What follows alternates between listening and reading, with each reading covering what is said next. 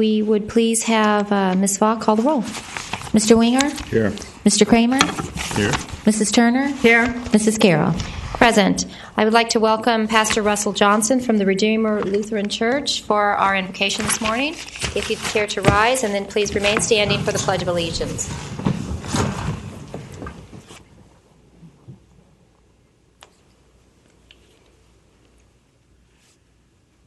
Gracious Holy Trinity, Creator of the universe, Redeemer of mankind, and Sanctifier, who gives to us the faith to know and believe. We come to you as your humble servants this day, asking for your guidance, asking for your strength, because we cannot truly lead as members of this council until we have first bowed the knee and then stood to lead. Be with these members, be with those who come before them this day, that all discussion, all things that will be determined, will be to your honor and to your glory. We ask for these things in the name of Jesus Christ, our Lord and Savior. Amen. You'll please join me. I pledge allegiance to the flag of the United States of America and to the republic for which it stands, one nation under God, indivisible, with liberty and justice for all. Does the staff or the council have any additions, changes, or deletions to our agenda this morning? Staff has none. No, miss. No. We do not need a motion then. We'll proceed with... You still need to go ahead. Okay. Motion to adopt agenda. Second. All those approve? Aye. Aye. All right. We'll go forward with our scheduled presentations. Mr. Scott Stradley.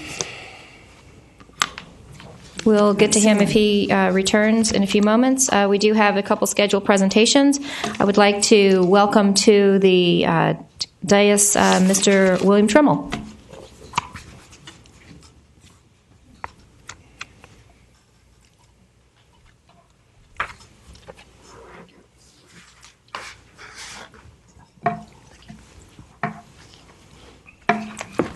Thank you, sir.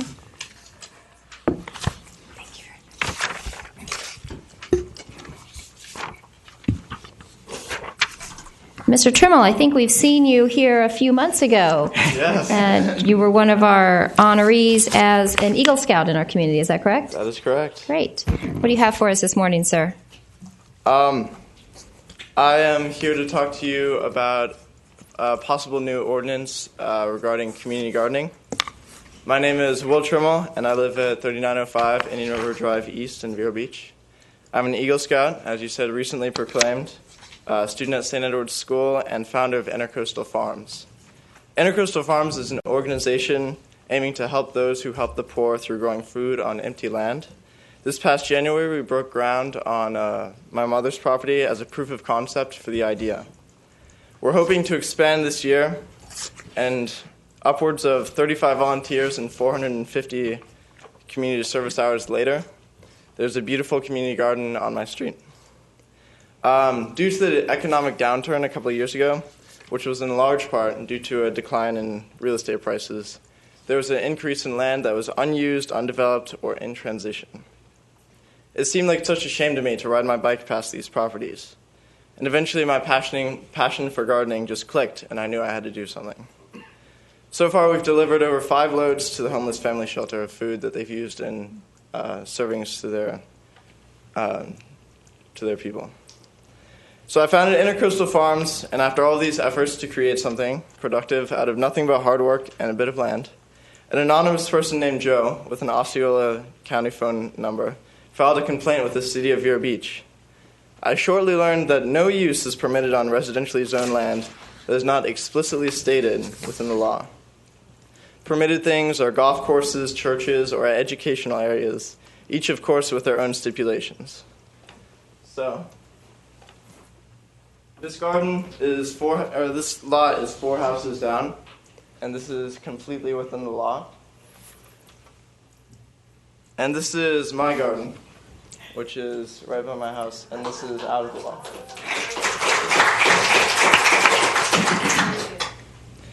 So instead of giving in, I spoke with Mr. Tim McGarry, the city planner, who was extremely helpful in the process, and we discussed other possible options. We had hoped it would be possible to get special permitting because we know that a city ordinance takes a lot of time and money, but that unfortunately is not possible under his current direction. So I'm here to work with you, the city council, and to make our garden for the homeless legal, I'm proposing another conditional land use ordinance. Keep in mind that I'm in no way advocating the commercial use of residential property. I have with me, and now with you, the proposed city ordinance. It's 1 page in length, and based off of the most comprehensive ordinance I could find, which is that of Ithaca, New York, home of Cornell. Although ordinances on gardening on private residential property are numerous, I felt that this tweaked version of the original addressed all the concerns that the citizens of Vero Beach might have. People like Joe who fear falling property values, fear not. One study published in Real Estate Economics in 2008 indicates that property values increase by just over 9% if within 1,000 feet of a garden. And because taxes are based off of property values, the city can take in more revenue to spend on more public works projects, creating more jobs. Actually, it's staggering how much community gardens can bring in revenue for a city. You won't believe me when I say that the city of New York estimated that they have brought in $1.3 billion between 2003 and 2008 solely due to community gardens. Nuisance issues are the next possible concern. These are already addressed in many other city ordinances, but they're also more specifically addressed in this copy, with clauses like, gardening activity shall be confined to the hours of 7 a.m. to 7 p.m. And because this is a conditional land use, it will have to be permitted by city planning and renewed on a yearly basis. I've always loved the outdoors, and I've always loved the city of Vero Beach. Socrates would argue that it's my moral responsibility to change my city for the better. I wish to expand the nationwide movement of community gardening. Universities everywhere are touting their sustainable programs and organic farms. It's time to bring Vero up to speed. If you're not an advocate of community gardens, it means that you do not support the freedom of property owners to use private property in a responsible manner, so they choose. Passing such an ordinance would expand the rights and freedoms of individuals regarding private property while protecting the beauty, safety, and welfare of the community. Thank you. Do you have any questions?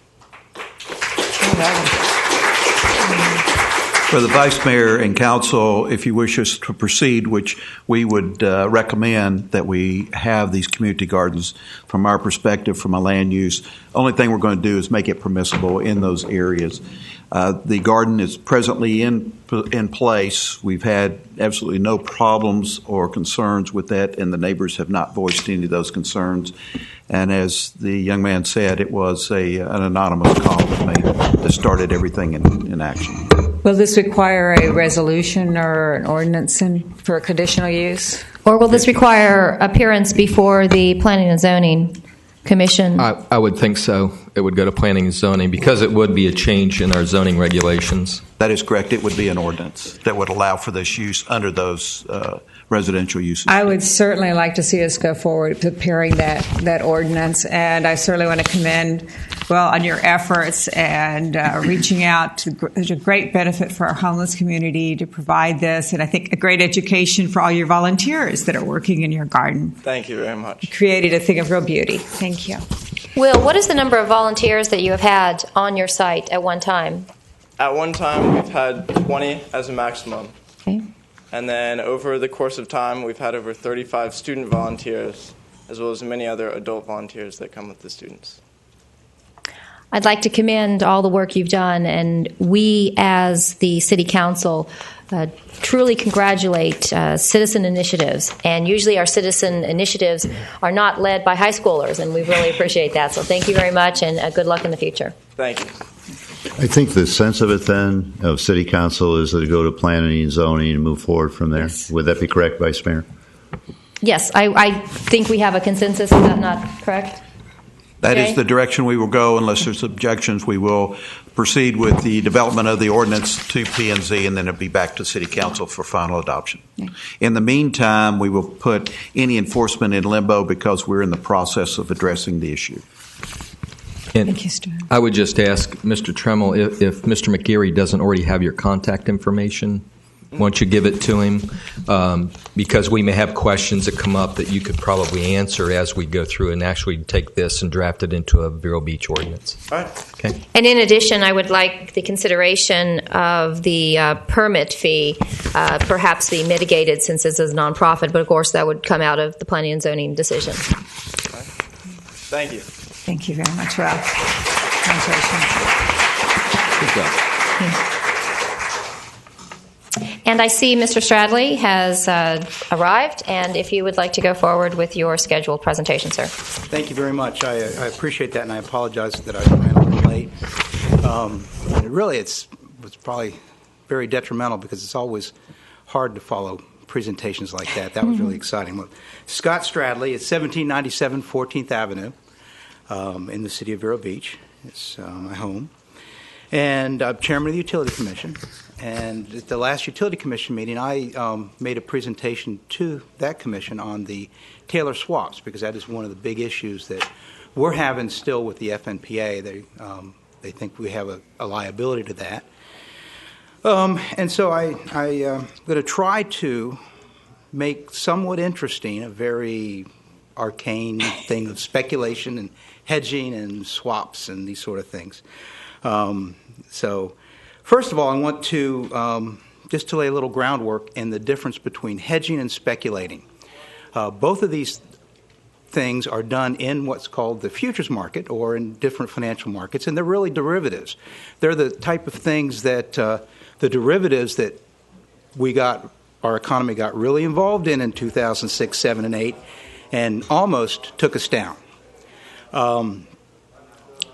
So in the futures market, and when you do hedging and swapping, I know, Mr. Winger, you're very experienced in this with soybeans, there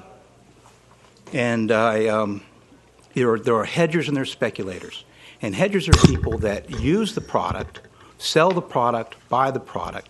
And speculators are very necessary. They're not evil. They're the people that take the risk away from the producers or the users. And so you need both speculators and hedgers in the futures market in order for the market to function. And just to give a little example to explain how this works to a user, let's say that you had a plant or a factory and you're going to make cotton shirts, cotton clothing. Well, one of your major costs is cotton. So you have to buy cotton, and you buy cotton as it's produced in what's called the spot market. In order to control your cost, what you can do is you can hedge the price of cotton by selling a cotton contract. That way, it fixes the cost and levels it out, because if cotton price goes up, say the boll weevils come and there's no cotton, and it gets very expensive to buy the cotton to make your shirts, you're going to make a lot of money on your opposite contract. So what it does is it fixes your cost and it levels your cost out. And we had this discussion before in the past with the FNPA. They claimed that they were hedging natural gas contracts in 2009. We know they weren't hedging. We know they were speculating, because the effect to us in our rates, and every member of that organization and their rates, was the rates spiked up. If they had done a proper hedge and they'd been hedging, the rates would have been level. The cost would have been level. So they were playing around in an area that back then that they shouldn't have been. So with that little bit of background, the Taylor Energy Center and the Taylor Energy Swaps. In 2006, there was plans to build the Taylor Energy Center, which was going to be a large coal plant in Taylor County. And so they decided, FNPA decided, that since they were going to maybe someday in the future need bonds for this, that they would buy these swaps. Now, what swaps do, again, we do variable interest rates. Often FNPA borrows bonds at a variable interest rate. They can convert the variable interest rate to a fixed interest rate by going in the swap market and getting the opposite. So that's what they did. The problem is they didn't have any bonds. they didn't have any bonds. They didn't have a plant. They didn't have a project that wasn't permitted. 13 months later, they canceled the contract. They canceled the project. They didn't cancel the contract. They canceled the attempt to permit the project. And now they have these swaps that they speculated in because they speculated that they were going to build the Taylor Energy Center. They speculated that they were going to borrow money to build this Taylor Energy Center. So they speculated on these swaps. Again, it's a derivative. It's not a real thing. Somebody's just paying them, they're paying interest, somebody's paying interest, somebody's getting interest. And those two interest rates in the swaps would offset each other and give you what's called a synthetic fixed rate. Because you're paying a variable out, you're getting a variable in, they offset each other, so you have effectively, or a synthetic fixed rate. At that point in time, we were still buying electricity from the FNPA. But they decided in 2007, when the swaps were either a little bit profitable or maybe a little bit negative, to keep them because they were going to do it in another project in the future. We'll keep these. These are a good idea. We'll continue because we're going to borrow money. We're going to build more plants in the future. So we'll hang on to these things. Well, 2007 rolled around, 2008 came, and our economy, we all know what happened to our economy and what the derivatives did to our economy and these things that people thought they were smart enough to manage, and they weren't. 2009, 2010, FNPA keeps making the decision over and over again to keep these swaps for some future project. By this time, 2010, we're out. We're not buying electricity from them anymore. I believe, and it's my opinion, that when they make a decision to not sell, or when anybody makes a decision to not sell in the market, they're effectively making a decision to buy. When they came up and they did the Cane Island project, they decided to not use the Taylor swaps. They should have sold them. They didn't sell them. They effectively made a decision to buy them again. Every day that they don't sell them, they're making a decision to hold them or to continue to buy them. Now, they're hoping interest rates will go up. They'll get out of this without any cost to the organization. And hope springs eternal. When they canceled the contract, or when they canceled the permitting process for the Taylor Energy Center, I believe they were in the hole about $6 million. The last number I have, they're in the hole $90 million, and they had sold about a third of them. They've gotten out of about a third of them at basically no loss.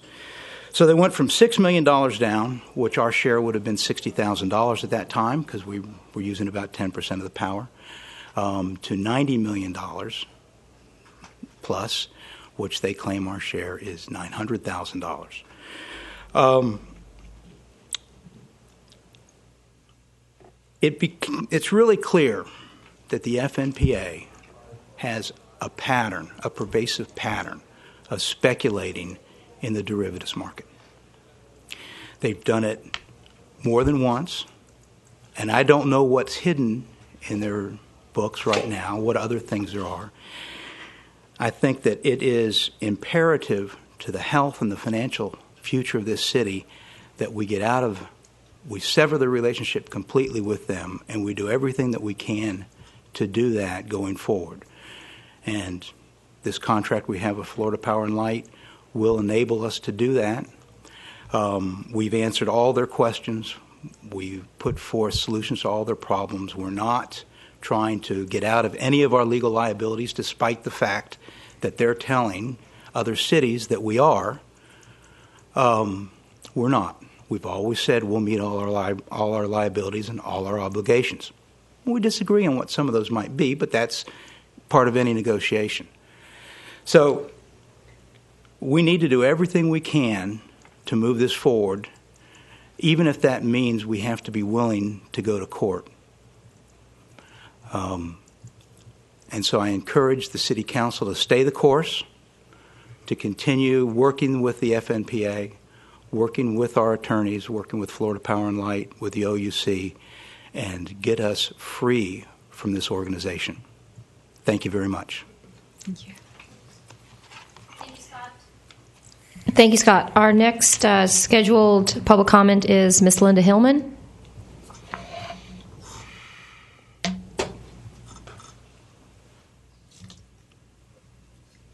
Good morning, City Council. Linda Hillman, 2315 18th Avenue.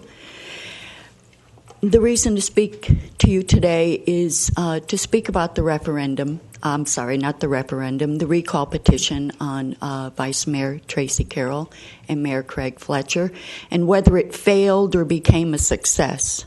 Did I fail to get the amount of signatures? Absolutely. Did I fail in what I was hoping would happen? No, not at all.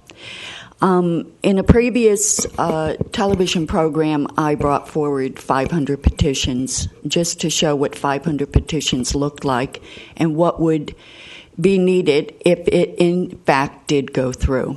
So I'm here and I'm going to tell you the numbers so that everyone is aware of how far the petition did go. Ms. Tracy Carroll had 817 petition signatures, which left me 239 to get for Tracy.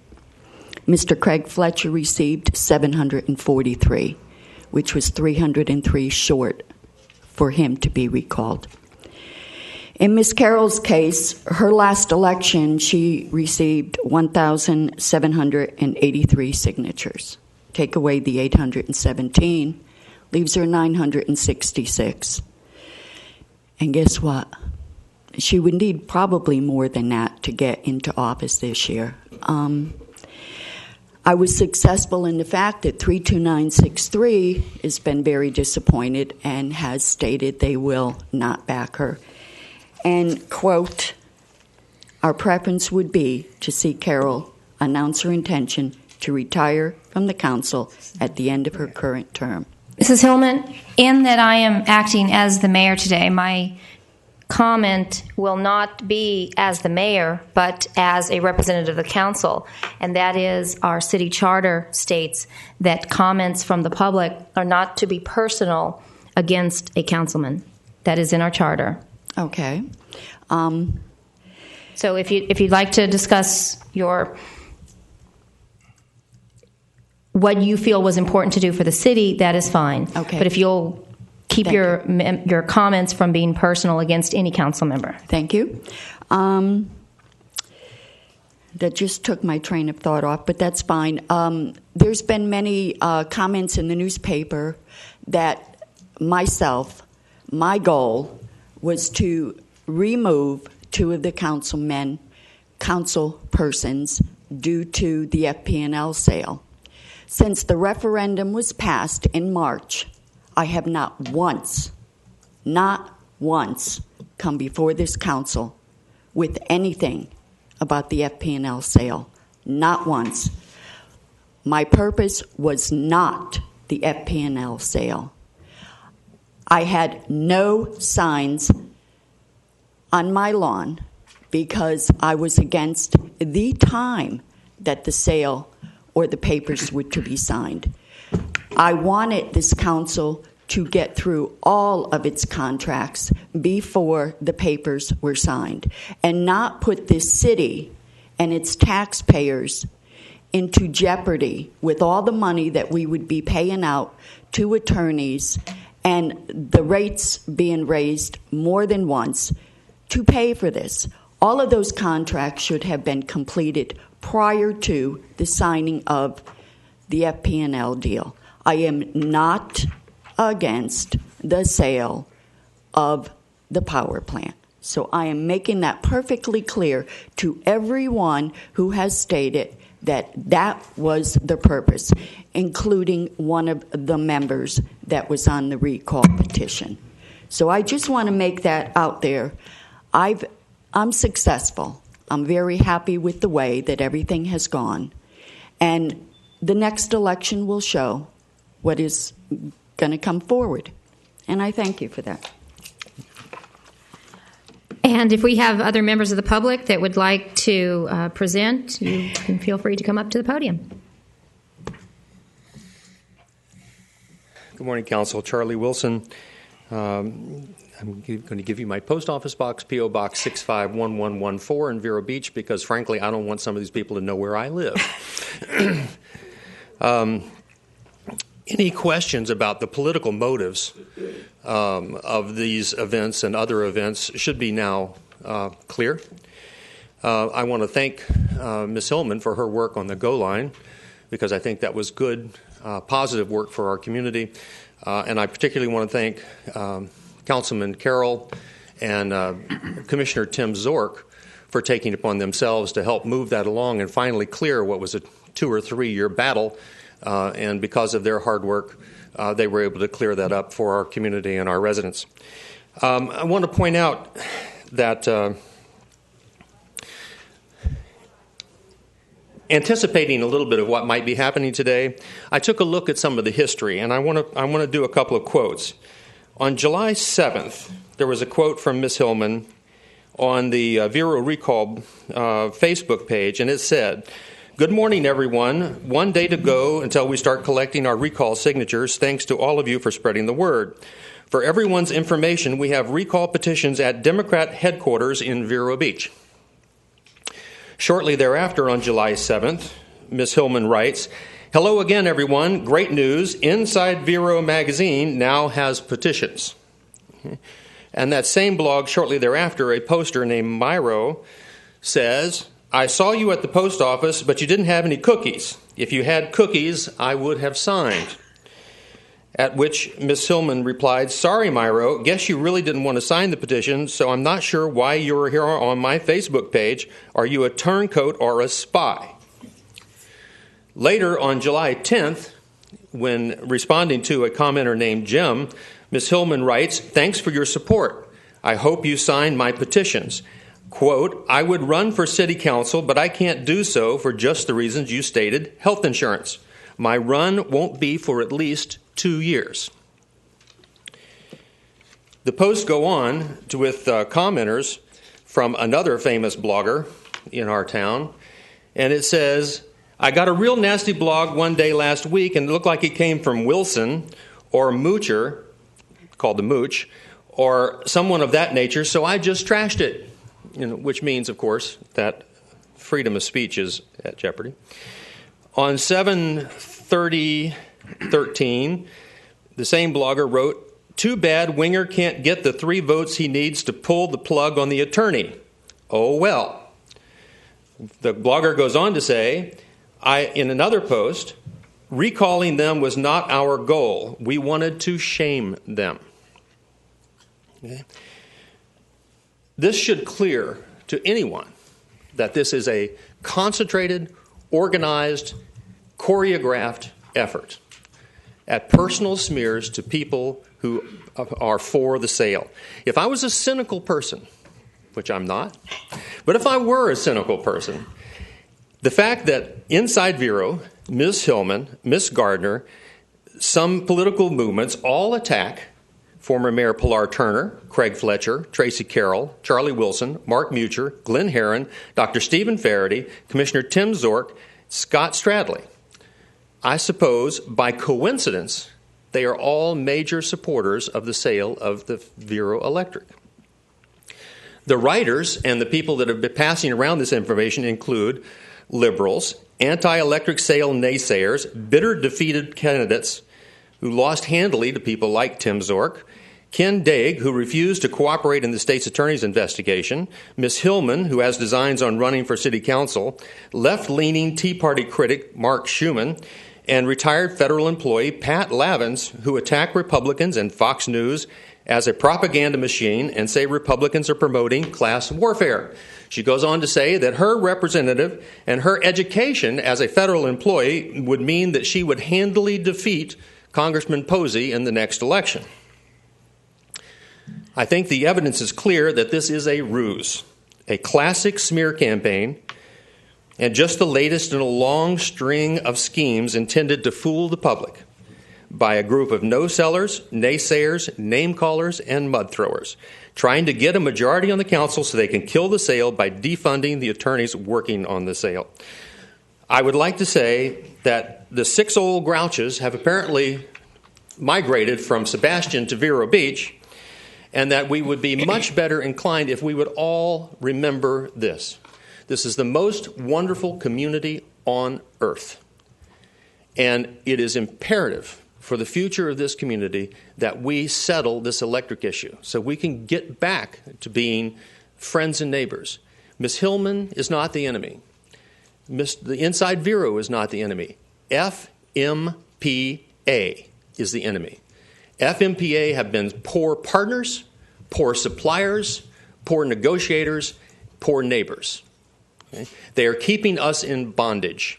And I call upon them, and this should have been after this last referendum, to forget their envy and to forget their venom, and let's work together to get us out of this sorry organization that has our community in a stranglehold. Thank you so much.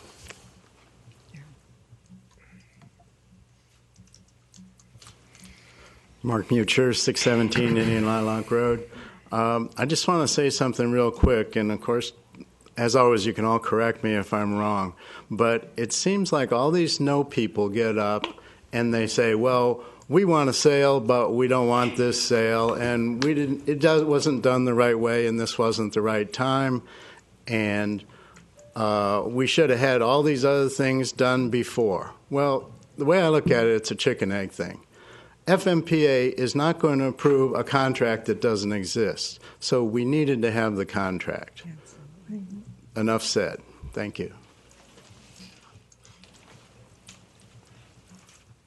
Good morning. I'm Alice Johnson. I'm at 5470 East Harbor Village Drive. And I'm here today on behalf of the Indian River Taxpayers Association, of which I am treasurer.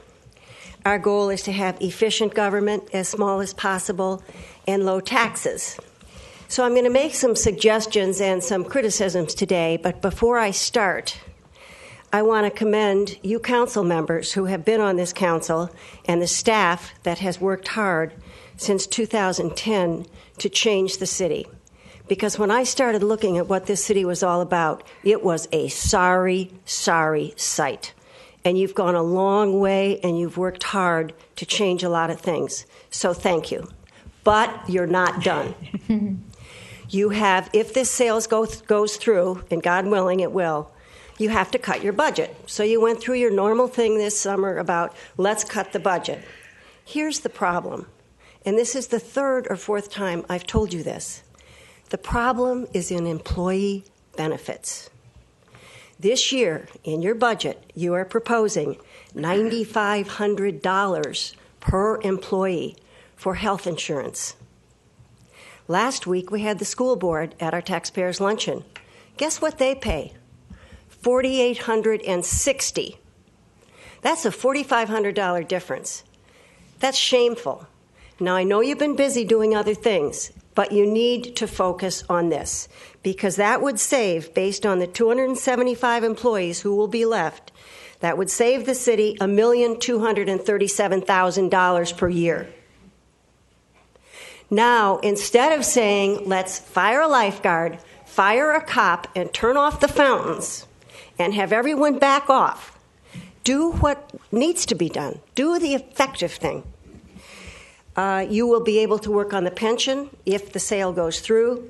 If your pension went down to a 5% contribution instead of its current close to $10,000 per year contribution per employee, you would save another $2 million. That's all you need to do. You don't need to fire a single employee. You don't need to cut a single service. So let's do the right thing. Thank you. Ms. Johnson, if you wait just a moment. Jim, we have asked you this over and over and over, and what is the answer that you have given us in the past of why we cannot lower our health premiums down from the $9,500 per person that it will be going up to next year? We are trying to lower those costs, and we are doing it as we did significant change in that last year when we did our bids. And what we have done is that we've gone from self-insured to fully insured and carrying out the program and starting a reduced cost in all areas. For example, even in our insurance, we've been able to reduce, hopefully, as the future goes on, some of the cost in the city attorney's office that has to follow some of those guides. But health insurance is a negotiable item with the unions, which we are taking up with the Teamsters this year. So we are in the process right now of negotiating that. However, from what Ms. Johnson stated, the school board employees are at $48.60 a year. And is that a statewide contract or is that a local contract? I have no earthly idea what the school board has, but we will look into that. We'll be very happy to look into that. And just to add, Ms. Turner, I believe it is a statewide contract, which again has, and we have other individuals in the. Okay, we have someone else in the audience saying that that's a self-insured program. What we may want to do is give them a call and find out how they've been able to get that type of economy of scale with their lower price and see if there's something we can do. We can do that. We can look at self-insured in many cases, and in our case, historically speaking, it's been somewhat misleading in the fact that we've incurred cost over and above. But all that being said, we will talk to the school board and find out what their numbers are. And just as a final take-home, your average salary in the city employees is $48.3 thousand versus the Vero Beach household income average of $41. So your employees are well paid. They don't need benefits package that is equal to almost 60% of their salary, bringing up the cost to $75,600 per employee. So come on, let's do it. Just as a comment on that, and Alice and I have emailed back and forth. There are issues in trying to run an organization of over 300 people. One of those is that you not only take today's picture, but you got to look at your recruitment in the future. If we plan to hire engineers, if we plan to hire certified police officers, there's going to be an expectation, and it may be a little bit above the average of the household income in our community if you're going to get those type of people. We have explored the opportunities of contracting out, lab work being one of those. And we will continue to look at those as options. As a matter of fact, we'll probably be bringing back to the council to modify one of our emergency services contracts that will allow us to use it even without emergencies, where we can sort of fill in gaps of positions that will be going down. So we are looking at those options and alternatives. But it is important if we're going to recruit. We are hitting the pension plans very, very hard. And it's very easy to say that the average person in Vero Beach doesn't have a pension plan. But I will tell you, if we're going to go and try to hire an employee and we have to compete with the county, as an example, they have health insurance, they have pension plans, and not only Indian River County, but the counties surrounding us. So we've got to stay competitive, and we're trying to modify and adjust our cost accordingly. Thank you, Jim. Do we have any other members of the public that would like to speak? Okay.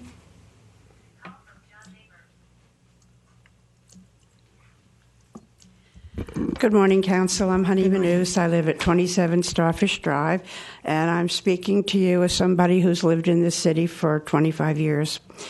Very concerned what happened last week at our Code Enforcement Board. The vote was 3-2, and those three people applied their own interpretation to our city codes.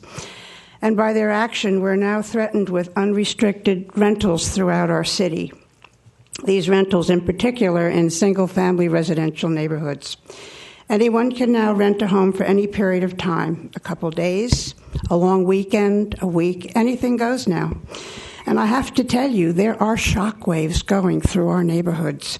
This impact is huge, and it absolutely threatens the stability of our neighborhoods. The security that people have living in their own homes is truly threatened. People are not going to know who their neighbors are now with renters coming and going, and I'm already hearing concerns about children walking to their bus stops. Council, this is a terrible situation, and it needs to be remedied. 3 unelected people, and that's a significant part of this. These are unelected people on our Code Enforcement Board, took away the protections and the security we have in our single-family residential neighborhoods. You have the ability to give that back to us. You can appeal the action of that code enforcement board to the courts. Please, I'm asking you to do that for the people who live here in our city. Thank you. Can I just ask a question? Wayne, what is the mechanics of appealing that decision? The city council would have to decide on behalf of the city to appeal. Notice of appeal is filed with the board clerk of the Code Enforcement Board, copy filed with the Circuit Court Appellate Division, along with paying the filing fee. It's kind of a unique situation in that I could not handle the appeal because I represent, in this capacity, the Code Enforcement Board. And because state law and our own code says that the city attorney can either prosecute cases before the code board or represent and advise the board. Historically, we've always advised the board, and code enforcement officers have done the prosecuting in front of the board. The appeal, in my estimation, is just a continuation of prosecution. So I would be foreclosed from handling that for the city. The board is not a party to the suit. It would only be the city and the alleged violators in the case. So that Mr. McGarry would have to, as the representative of code enforcement and through the city manager, would have to retain outside counsel to prosecute the appeal.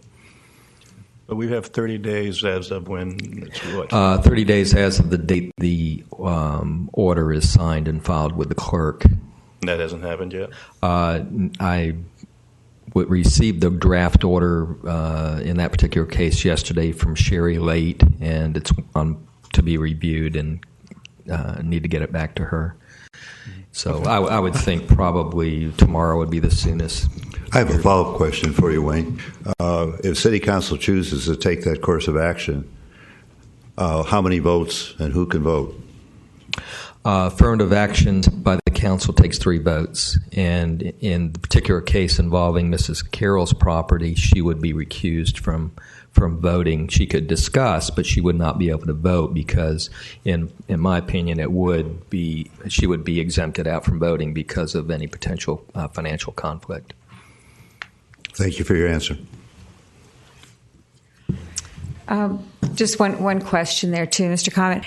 Didn't the county have a problem with their short-term rental ordinance as well, that it was still unclear and vague, and they chose to void that ordinance due to the state legislature? I'm not real personally familiar with it. I don't know if Tim has any more information, but my understanding is that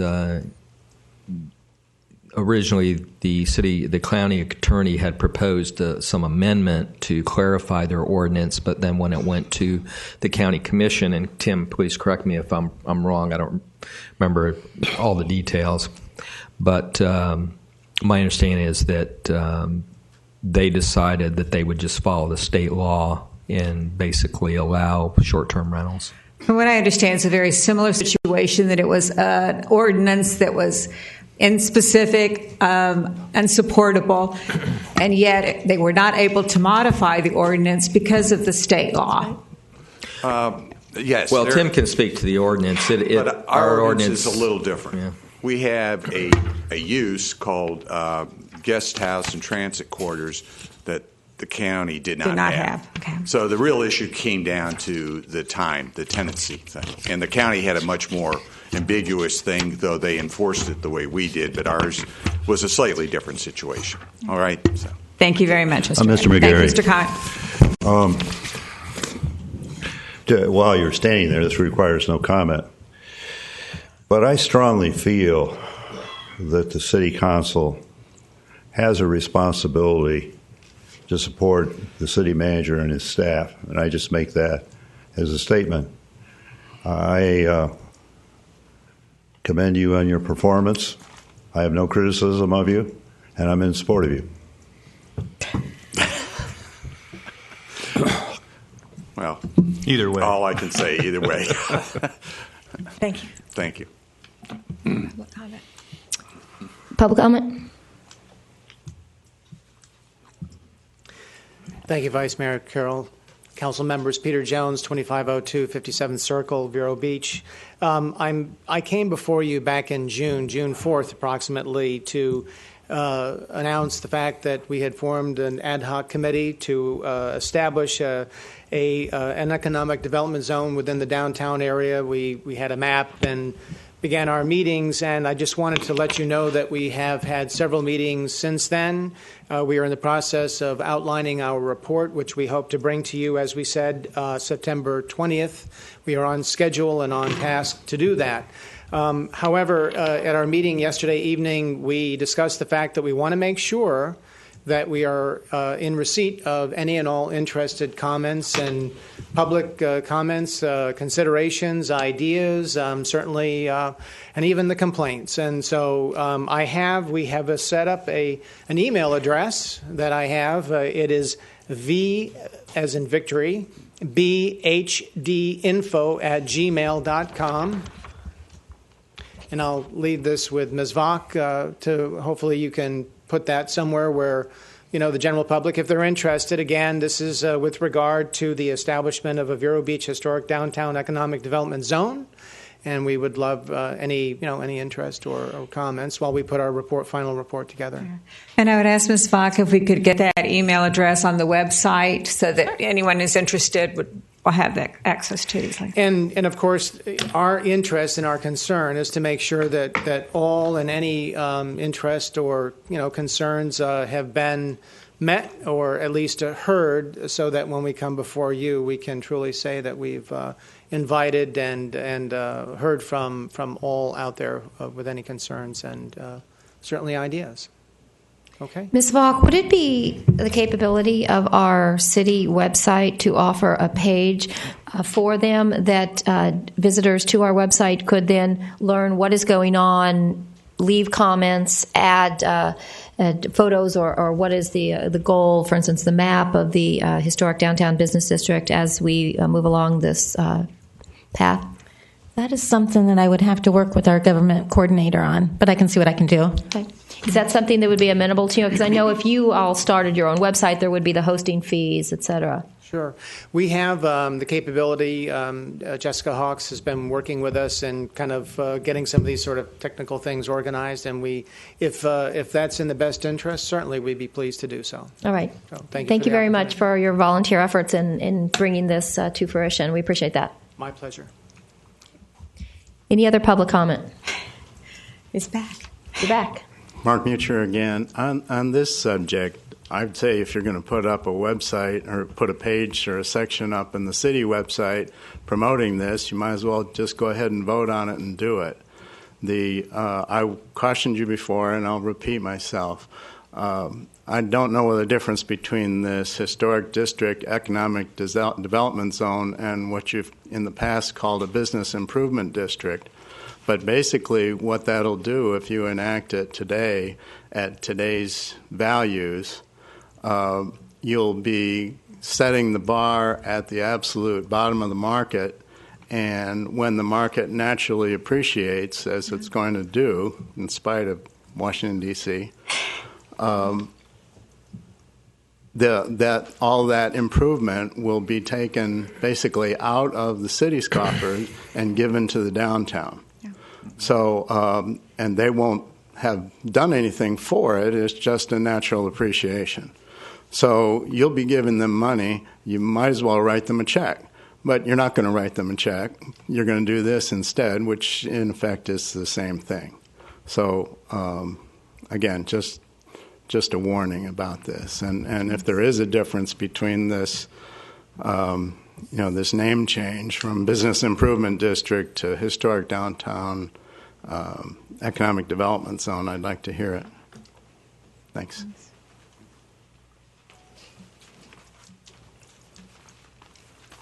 Good morning, Council. My name is Joseph Gafanti, and I live at 441 Holly Road in the city of Vero Beach. I would like to refer to Mr. Stradley's comments. What he didn't tell you is that for every loss, there's a gain. So the money that the FMPA lost, somebody made money on that.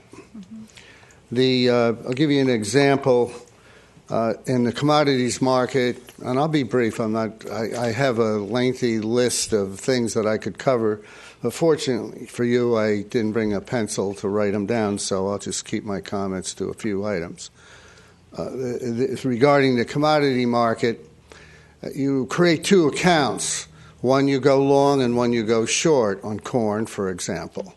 And the one that makes the money, you assign that to an individual, and the one that loses the money, the side that loses the money, equal amount, goes to another person. And that's probably how the Clintons made $100,000 on a small $1,000 investment. But the point is that these people, the FMPA people, the OUC people, FPL, they're in the game for one thing and one thing only, and that's money. That's what they're there for. They're not there to supply power to anybody. That's just a vehicle. That's what they use to make money. They have no interest in electrons. They're trying to make money. And I refer to people like that as factors. That's all they are, is factors. They're shuffling money around and hopefully taking as much out of the system as they possibly can. And that's what they've done. Now, Mr. Stradley mentioned another item, and that's a lawsuit. And if you remember, and I'm sure you do, that I came before you and told you that I had a friend, fortunately, I have a lot of friends, and I have a person who happens to be a high-quality lawyer in New York City, and I talked to him about what you people were going through. And if you remember, I told you, he said, quote, there will be lawsuits, and there will be lawsuits. And lo and behold, Mr. Stradley referred to one today. And that's not the only one that's going to come down the pike. I have no crystal ball, but based on my advice from my friend, who happens to be an attorney, a lawyer, he told me that there will be lawsuits. So you can count on that. The other thing is that I want to bring up is the handling of the discharged and then rehired dog catcher or animal control guy. We called them dog catchers when I was a kid. So there was no discharge of the employee? He was, excuse me. Discussion. It was an item brought up by the police department. Comment, please raise your hand, and I will recognize you, maybe. Sir. Thank you. I am standing in as the mayor today. I don't He's care out of what town. you're standing in as. I'm talking. I don't want to be interrupted by you. Thank you. Sir, you stated that an employee was discharged. That is not correct, as our attorney would be more than happy to. That's not what I read in the paper, that he was going to be let go and then you rescinded. So what's the difference? Please, it would be a difference to the employee. I'm not here to argue with you, lady. You don't want to argue with me. Sir, if you'd like to be out of order, it's your choice. I'm not out but our of order. charge is that you cannot be out of order. Ma'am. I'm here to petition my government for a redress of a grievance. And I don't want to be interrupted. I have that right. I'm using this time to do so. If you want to comment on something, I appreciate if you raise your hand, and I might recognize you. Thank you. Now, the way that this... Officer, would you please make sure that he doesn't get out of order? Thank you. Go ahead. Unbelievable. The handling of the animal control guy was totally out of style for this small community. It never should have happened. And if you people, you and your staff, you and or your staff, can't handle something as simple as that, then how is the public supposed to recognize you as able to handle the FPL situation, the power situation? Something simple like that caused a disturbance in the community. It also ripples over into all the other employees, I'm sure, that they don't know at what time and when they will be subject to removal from their position. You got that? So you send a message out that, oh, maybe I'm going to lose my job tomorrow. That's no way to have the workforce, the rank and file, treated, and that's no way for them to have pressure on them. It's completely avoidable if you people and your staff, you and or your staff, knew what they were doing. Good afternoon. Any other members of the public?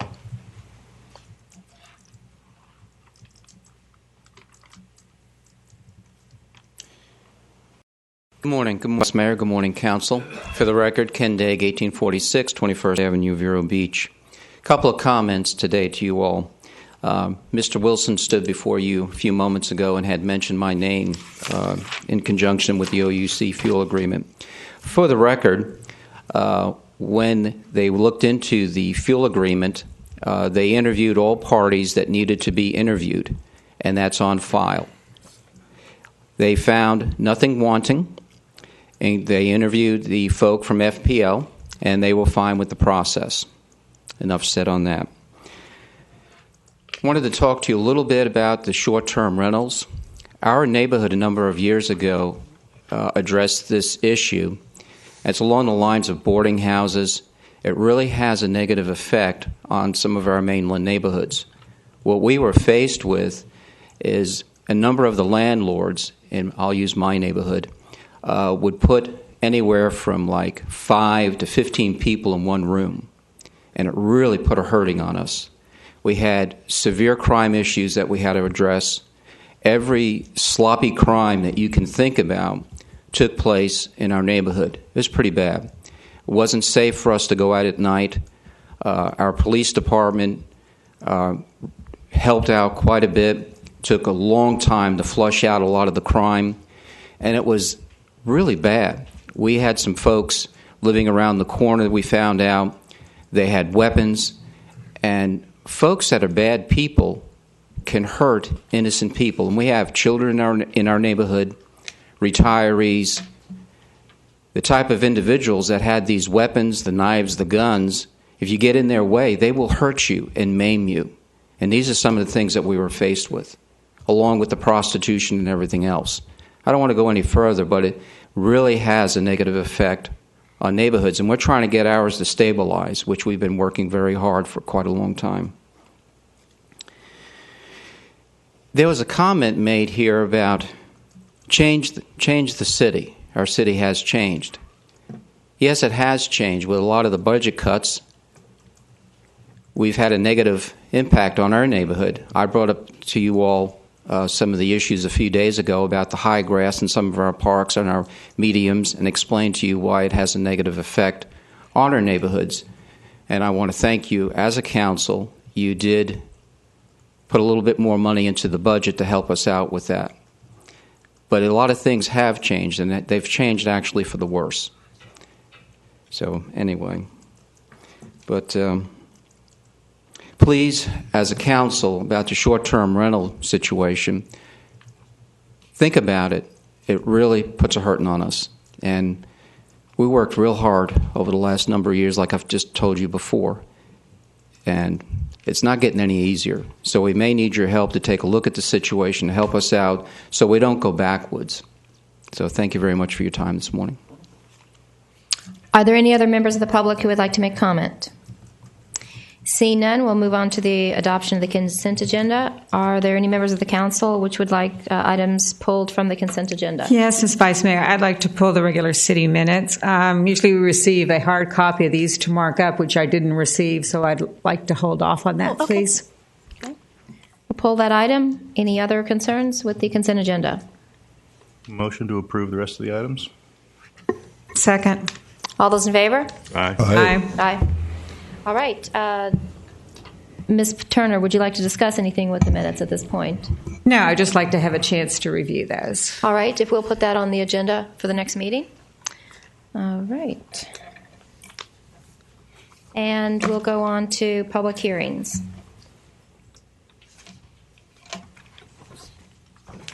The first public hearing is a resolution of the City Council of Vero Beach establishing City Council policy and procedures regarding proclamations and providing for an effective date. This would be the final public hearing on this matter. Do we have any discussion necessary from members of the council? Just wanted to note what the philosophy was behind only limiting 3 proclamations per meeting. Where did that come from? I'm not sure. That's what I was. Where did that come from, Tammy? Tammy, do you know? What section is that? What section? I'm sorry, I didn't write the section number down. 4. Number 4? I don't know where that came from. Originally, we had 4 in there, and I talked to Peggy, and we did reduce it to 3 because sometimes our meetings has a lot of proclamations, but that is something that we can change. Let's change it. I mean, we can always shorten the proclamation language and make it go faster and use less big words. Sure. What I number believe would we you did think? do that, Jay. I think we wrote in here 3 or 4 whereas clauses. In the past, we've had 6, 8 whereas clauses, and the mayor's prerogative has actually cut those back in some points and not read them all. So Do you want to limit it all, or do you want to just remove the limit? I would suggest removing the limit unless it gets cumbersome. I think, especially during season when we have many events or many special, outstanding people that we want to recognize, that we certainly may have more than 3. I think council can just agree, as a body, just how many to do. It's not that big. Well, remember, the applications go to Tammy. Tammy decides if they meet the criteria, and she just puts them on. So, in other words, if we do not have a number in there, it will be as many as come forward. Okay. Well, it could just be a policy thing where we get a consensus. Hey, I don't want to do more than 3 or 4 or 5. Rather than consensus, if we're going to formalize it, I think you're right. Yeah, Maybe you need to. we should put it in the resolution if you want I'd to. just put it back to 4 then. Change it to 4. Do we have a motion to change that to 4? All right, so moved. A second. All those in favor? Aye. Aye. So we'll move that to 4. Are there any other changes? Now, by making a change to it at this point doesn't mean we have to schedule it for another public hearing, as this is the final public hearing. No. In fact, the council just wanted this brought back to have a public hearing on it. Yeah. So. Were there any other concerns from the council? Did we have any member from the public that would like to speak on this issue? Seeing none, we'll go ahead and have the roll. We need a motion. Oh, we need a motion. I move for approval. Would that change to with the 4? amendment for 4 proclamation limit? Do we have a second? Is that providing for an effective date? What, do we come back again on this, or this is the final? No, this is the final. Okay. Need a second. I'll second. Thank you. Ms. Bach, will you call the roll? Mr. Winger? Yes. Mr. Kramer? Yes. Mrs. Turner? Yes. Vice Mayor Carroll? Yes. All right. Our next item is also a final public hearing with a roll call vote, a resolution of the City Council of the City of Vero Beach, Florida, establishing City Council policy and procedures regarding opening invocations for City Council meetings, providing for an effective date, and requested by the City Council. Do we have any council discussion on this resolution? I just want to thank Mr. Comment for coming forward with a formal policy to address this issue. And I know you did a great deal of research to make sure that it was a defensible ordinance, and I appreciate it. A lot of help from Tammy and her staff, too. Thank you. And I do have a couple. I'm sorry. No, I just wanted, this is an ordinance that's incongruent with other ordinances that have been successfully defended in the past. We used Lakeland as a model, and that was litigated, and the process in selecting speakers was upheld. So that's what we used for a model. And there's also, for those of the members of the public who have not read the ordinance, there is the research that has went into various Supreme Court decisions authorizing this proclamation. And in our research, we found that almost all of the resolutions of cities around the state who have instituted these types of resolutions have used these Supreme Court decisions as part of the body and the whereas clauses. So we are piggybacking, let's say, on what other cities and municipalities have done. Just for clarification, since this is a public hearing, this is a resolution and not an ordinance. Right. Excuse me. Yeah. Tammy, a question for you. Then, henceforth, with the next council meeting, the disclaimer that's listed on page 9, item 9, would be on the bottom of the city council agenda. It would, and there will be a change in the agenda as to how we're going to handle that also. And I did have one question for council. Just concerned if we don't have a minister, we have one on the agenda to come before the meeting and give the invocation, but for some reason that minister cannot be here. How does council want to handle that? I think that according to the ordinance, we really don't want a city council member giving the invocation, and we don't want somebody from staff to give the invocation. You don't want to give it? Would we just? Can you then go to other members on your list if you knew in advance that they were not going to make it? We could, but if we're in the meeting and the minister's not here, I mean, you could always get to a moment of silence. Forego the invocation for that meeting. What some cities do is and it is discouraged that a council member or a staff member then gives the invocation. Instead of that, some will just offer a moment of silence. You could do that, or just forego it. And I would agree with that. We could put that in the resolution if you like, so that there is kind of codified a resolution of that, because it has happened. I think it would be clear. It would be good to have it clear that a council member would not be giving any invocation. They may offer a moment of silence, but the council member or staff would not offer the invocation.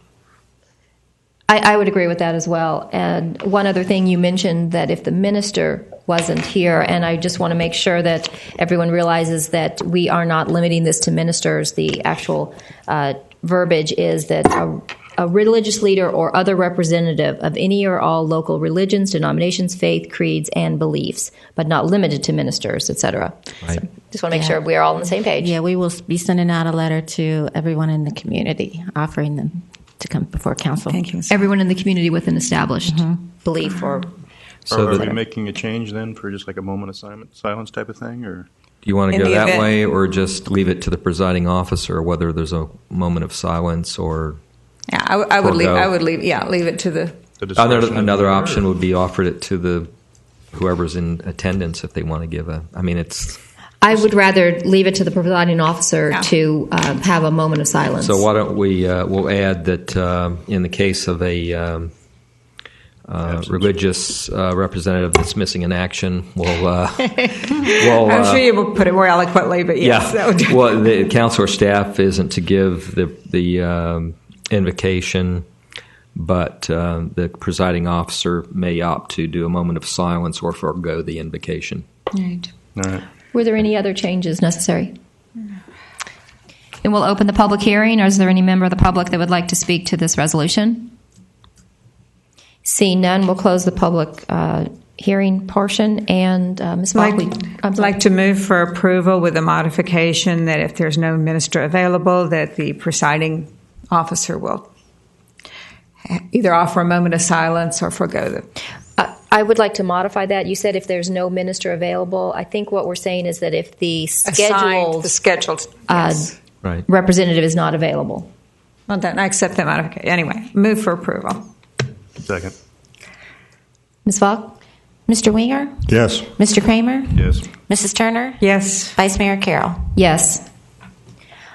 C, an ordinance of the City of Vero Beach, Florida, abandoning a portion of Eagle Drive right-of-way in Block 6 of Vero Beach Estates subdivision as recorded in Plat Book 5, page 8 of the Public Records of St. Lucie County, Florida. Said lands now lying and being in Indian River County, Florida. Retaining a utility easement, providing for conflict and severability, providing for an effective date, requested by the Public Works Department. This is also a final public hearing, and we'll be doing a roll call vote.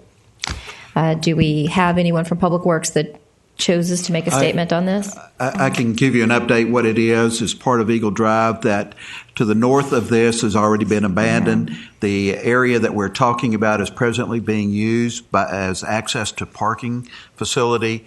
We are recommending the closing but retaining of the utility easement in that area. It'll be split between the two property owners. Council, do you have any questions for the Public Works Department? No. Any comments on the ordinance? If not, then we'll open the public hearing if any member of the public would like to speak on this ordinance. If you'll please state your name and where do you live? We've been wondering that. Keith Pellin with Timley Horn and Associates, 445 24th Street. It's good to be back. How's Orange County? I'm sorry? No, go ahead. This is the portion of Eagle Drive that is currently a one-way exit drive that kind of comes out of the back of Northern Trust. The two owners have agreed to work together to abandon that. We're not going to close it necessarily. It may be modified in the future, but we'd like to do that privately without the right-of-way being there. So that's what this is all about. If you have any questions, I'll be happy to answer them. And Mr. Hamarden and his son Derek are here as representatives of the applicant. So, thank you. Thank you. Do we have any other members of the public to speak? See none, we'll go ahead and close that. And do we have a motion? Motion for approval? Second. Ms. Falk? Mr. Winger? Yes. Mr. Kramer? Yes. Mrs. Turner? Yes. Vice Mayor Carroll? Yes. All right, we'll move on to resolutions for adoption without a public hearing. A resolution authorizing the mayor of the city of Erie to accept a grant offer from the Federal Aviation Administration to fund an airport improvement project entitled Airport Master Plan, requested by the airport director. Good morning, Mr. Mayor. Thank you, Madam Vice Mayor. Good morning to Council. Eric Minger, Airport Director. I just wanted to quickly let everybody know this has been vetted through the public via Airport Commission or several council meetings in the past and the budget hearings. And it's a federally funded project, so at this point we're waiting to accept a grant from the Federal Aviation Administration to begin the project. Because of the end of the fiscal year, September 30th, on the federal side, and because we have not yet received a grant, staff has requested that we go ahead and approve the acceptance of the federal grant should it be received before the end of the fiscal year, so that we don't have to request a special call meeting should we get it, say, in the middle of September or sometime. We don't really know at this point when it will be received. Good news is, though, it looks good. It has been programmed by the local Airports District Office in Orlando, but we have not yet received word from Washington. So staff is recommending approval of the resolution so we can accept the grant when received. And in no way would these funds perhaps be encumbered by sequestration or any concerns coming out of the federal government for airports? Well, it's hard to answer Just that. look in that crystal ball. There's some risk, as always, but the good thing is this is an infrastructure. This is coming from the Airport Improvement Program, which sometimes I call the Airport Infrastructure Program, because those dollars that the federal government puts aside for airports is typically a little bit safer, say, than some of the other pots of money that are up there. So I'd say it's a very good chance that we'll receive the grant. I do get good verbal word from the Federal Aviation Administration, but I can't really say when and if we'll get it. Every year we've had this in the past, even before sequestration. Every time toward the end of fiscal year, the FAA kind of gets a little bit squirrely sometimes, and a lot of times you just have to wait and see what the Congress does. But in every case, we've always received the grant also, so I'd say it's really good odds. And in this grant, only 5% of the funds for the airport master plan are coming from your airport budget. The 95% are coming from the 90% from federal and another 5% from the state. That's correct. Motion for approval. Second. Tammy? Mr. Winger? Yes. Mr. Kramer? Yes. Mrs. Turner? Yes. Vice Mayor Carroll? Yes. Don't leave. A resolution authorizing the mayor of the city of Vero Beach to accept a grant offer from the Federal Aviation Administration to fund an airport improvement project entitled Rehabilitate Runway 4-22 Construction and Rehabilitate Taxiway A/E, requested by the airport director. Correct, and this is the same situation, different project. This is the construction project. A little bit better odds actually on this one. Received word just yesterday that it has been programmed, has been reviewed by not only the Orlando office but the regional office in Atlanta of FAA. Again, it's now at the Washington, D.C. level, and we're anticipating a grant before the end of the fiscal year. The only issue I see on this one is with the air show. This project has to be done between two proposed air shows in October 5th and 6th, and then May of 2014, 10th. Did I mention the air show is going to be October 5th? That's that air show in October, right? That's October 5th and 6th, and then in May. And the project has to be done between it because the runway needs to be open and available for both of those events. So we hope that, and that's another reason we have to get the timing so that we can get the grant, get the project going, and get it all done between the two shows. It should work out fine, knocking wood, good weather, good Washington, D.C. vibes, we should get everything done. And this is the runway that was built in the 1940s. Yes, ma'am. And you've slapped a whole bunch of material over it for all these years, and it finally needs to be redone, correct? Totally redone. And this was a good project. Should happen. Eric, on page 6 of this, I just looked at the number. It says total airport participation $336,348. How is that funded? The airport comes from airport revenues only, does not come from ad valorem taxation or from the general fund. The revenues that we create at the airport from leasing activities goes to fund the matching grants, matching the federal and state grants that we anticipate on the project. Thank you. Any other comments? Move for approval. Second. Ms. Falk? Mr. Winger? Yes. Mr. Kramer? Yes. Mrs. Turner? Yes. Vice Mayor Carroll? Yes. Thank you. Thank you, Eric.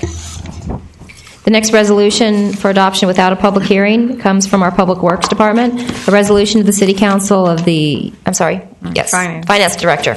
A resolution of the City of Vero Beach, Florida, authorizing the negotiation, execution, and delivery of a municipal lease purchase agreement with Baystone Financial Group for purchase of a Timco 600 regenerative air sweeper in the amount of $178,788, authorizing the city manager to take all steps necessary to finalize and implement the terms and conditions of the lease purchase financing agreement and providing for an effective date by our Finance Director. Hi, Cindy. Hi. As we reported to you back in March, we issued a purchase order for a sweeper to replace a 2003 sweep sweeper that we currently have in use in Public Works.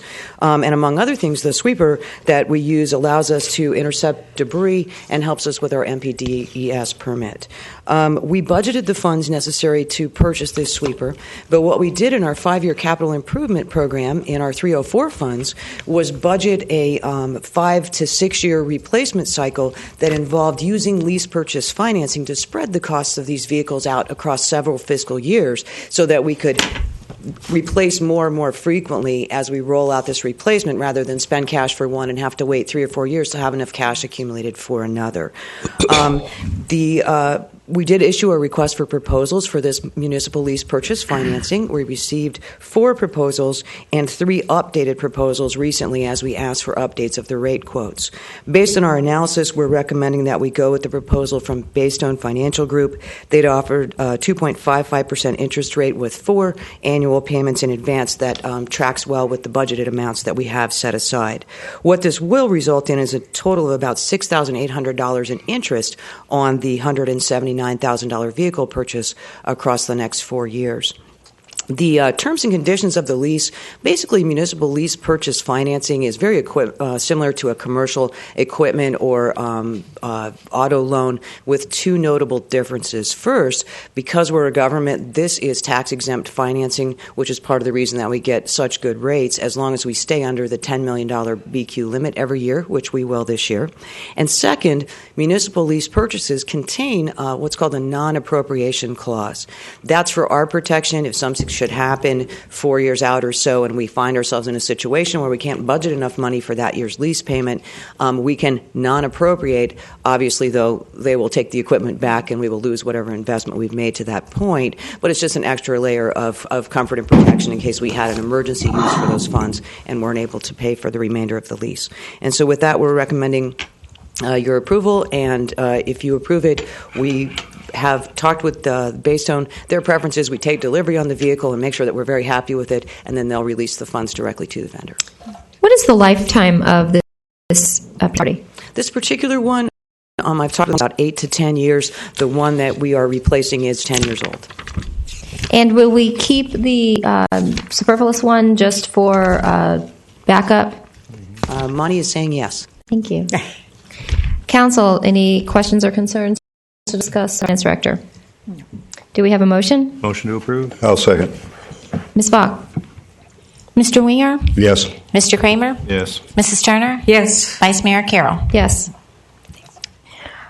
Our next item is by our Public Works Department, a resolution of the City Council of the City of Vero Beach, Florida, granting non-exclusive franchises to certain franchisees to provide roll-off container solid waste collection and disposal services within the City of Vero Beach, providing for an effective date. This is something we do on an annual basis, and the council last year asked us to consolidate everything in where instead of having 12 or 13 different proposals coming to you, one. And so in the future, we have 12 in here. We anticipate at least one more coming forward. Once they submit their proposal, we will adjust a date to conform with this and then go forward into the future, which really does help us administratively if we get everything all aligned as the council requested. I have a question. Does this prevent a new business that moves into the city of Vero Beach from not offering these types of services to our residents during this 5-year contract period, or can they then provide an application and get in on the business at that point? This is non-exclusive in there, so anyone would be eligible as long as they have the type of container and the safety requirements. And the insurance requirements that we're requiring. Very well. Comments from the council? Motion to approve. I'll second. Ms. Fogg? Mr. Winger? Yes. Mr. Kramer? Yes. Mrs. Turner? Yes. Vice Mayor Carroll? Yes. E, for adoption without a public hearing, a resolution of the City Council of the City of Vero Beach, Florida, granting to B&G Jersey Hot Dogs, LLC, a concession license for sale of food and beverage products at South Beach Park, providing for an effective date, and requested by our Recreation Director. Just as a point of information, this is one of our efforts in trying to generate some revenues in the parks. This hot dog stand, we have checked it all out, looked at their facilities, talked to the owner. We think it would be very good. He could set up, he's not going to be competing in the same food products that are offered in that general area, and at the same time have revenue, but he'll also provide a sense of security to the parking facility in South Beach. As you know, it's a very large facility, and somewhat remote. So we think it would be a win-win from both parties. I think we have representatives here from B&G present to answer any questions. Jim, I have one philosophical question and one practical question. The practical question I'll give you first. We have these people here with us. Glad to have you. Thank you for coming. But do we need to entertain other bids and look at other possible vendors other than these? I mean, how did we come up with these in particular?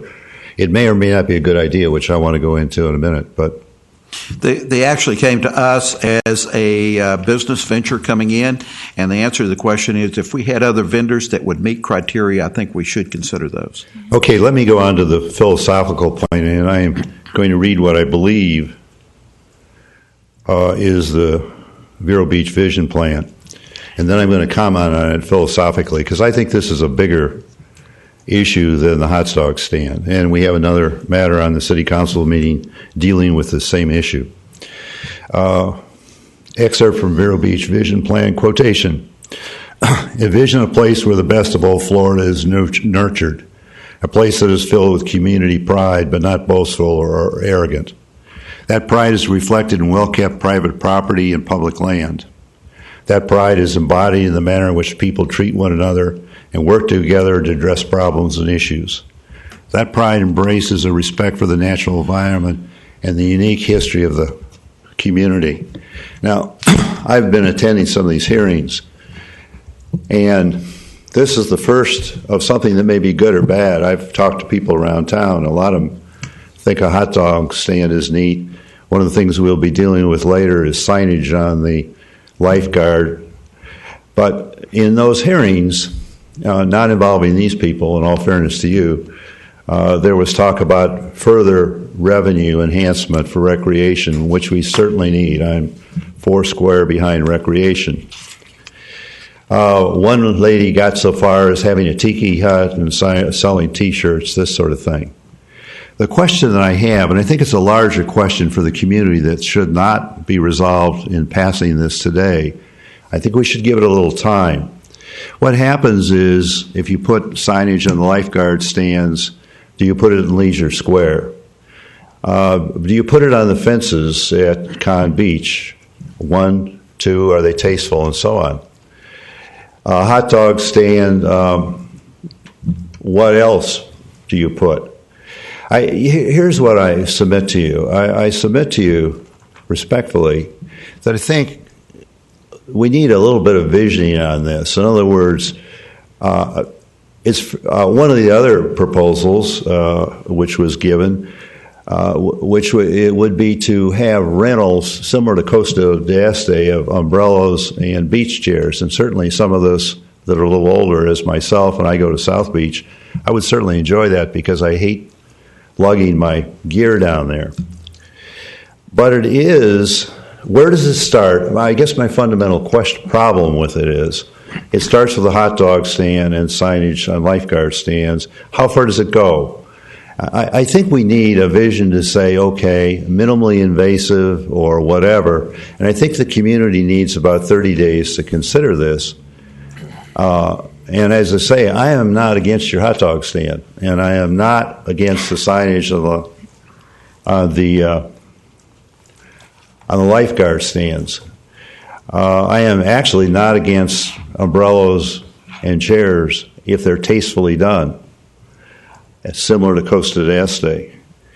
But I see it as the beginning of something, and we should understand where the end point is. How far do we want to go on this road? Not just make this particular proposal. And I would respectfully request that the council consider tabling this until the second meeting in September.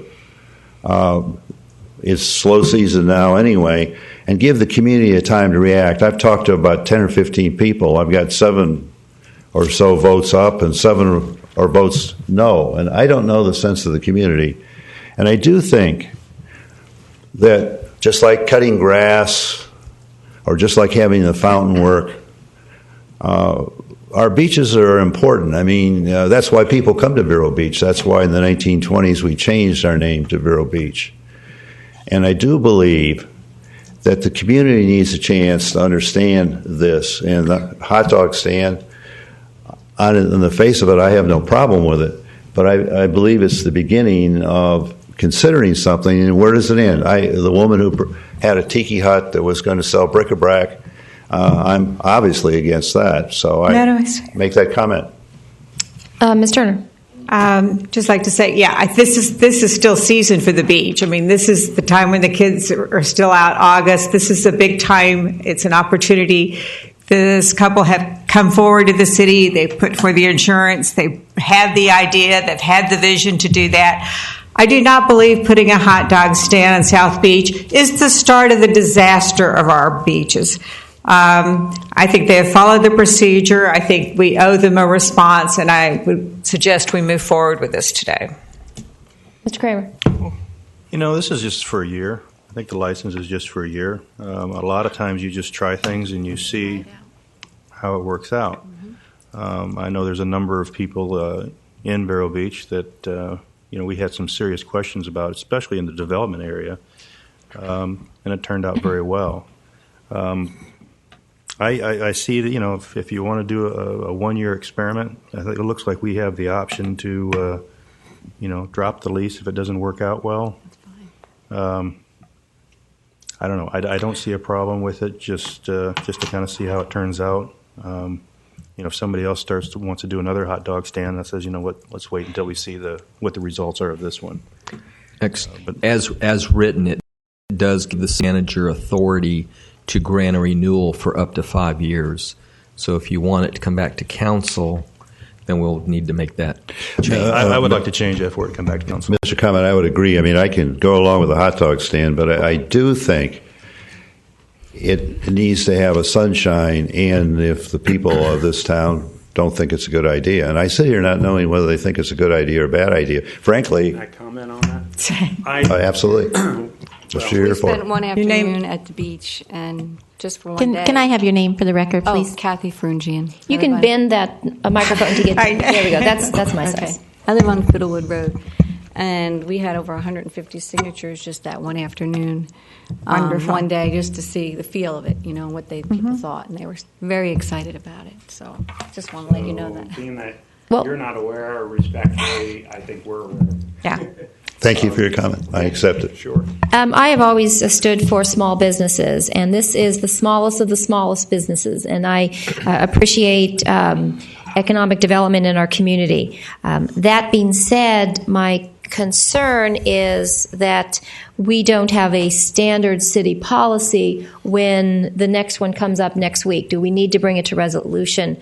I would rather we had some type of policy on this, so each individual that wanted to pursue this would not have to come to the city council to do that. Well, however, I believe that since they have started it, we should give them the 6 months or the 1 year time frame, but make a codicil within our resolution that states that unless superseded by city policy, and that the city council do look at bringing something forward for looking at all of the different types of entities, whether someone does want to have umbrellas on the beach or rent paddle boards on the beach or something like that. Well, what we have is the code in the parks area provides that the city council may grant franchises or grant vendor licenses, basically, with a resolution. And what about on our city beaches that are not part of a park? No, that'd be part of the park, to the high water line. Yeah. Well, Jim, for you, I would say this. I can accept this resolution with the provision that it's a 1 year agreement. It comes back to City Council. Then the other thing that I would say to you is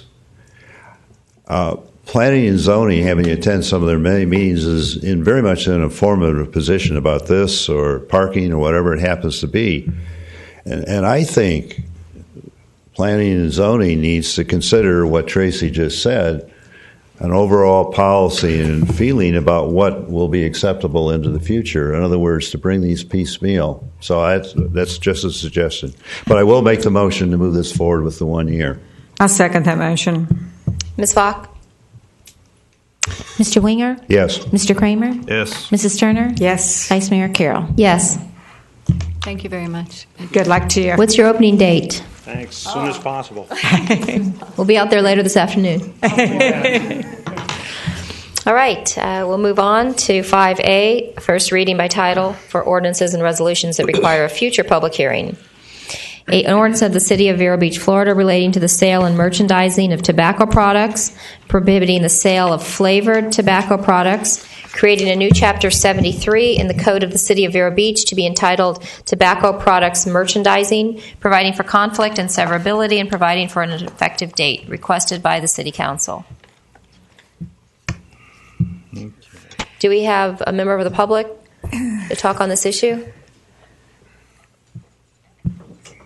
Morning. My name's Jeffrey Eaton from County. I'm sorry, can you now turn the mic up toward you and repeat that, because I couldn't hear a word you said. Jeffrey Eaton, and I'm from Hope Sound, Mountain County. Welcome, Jeff. And the flavor, is that just for tobacco products, or for electronic cigarettes, smokeless cigarettes? Mr. Comment. You know, I don't know enough about electronic cigarettes to know if they would fall. Yeah, it's not so much the electronic device; it's I understand there's a liquid.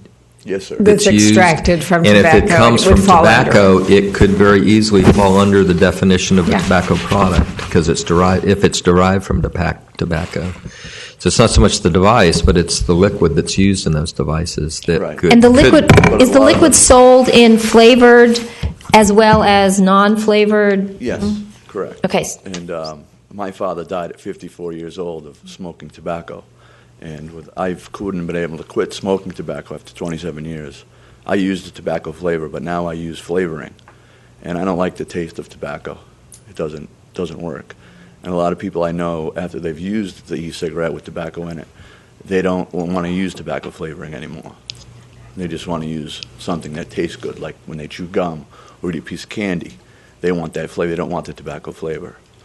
So I would have to ask that you restrict that to just tobacco cigarettes and not electronic smokeless cigarettes.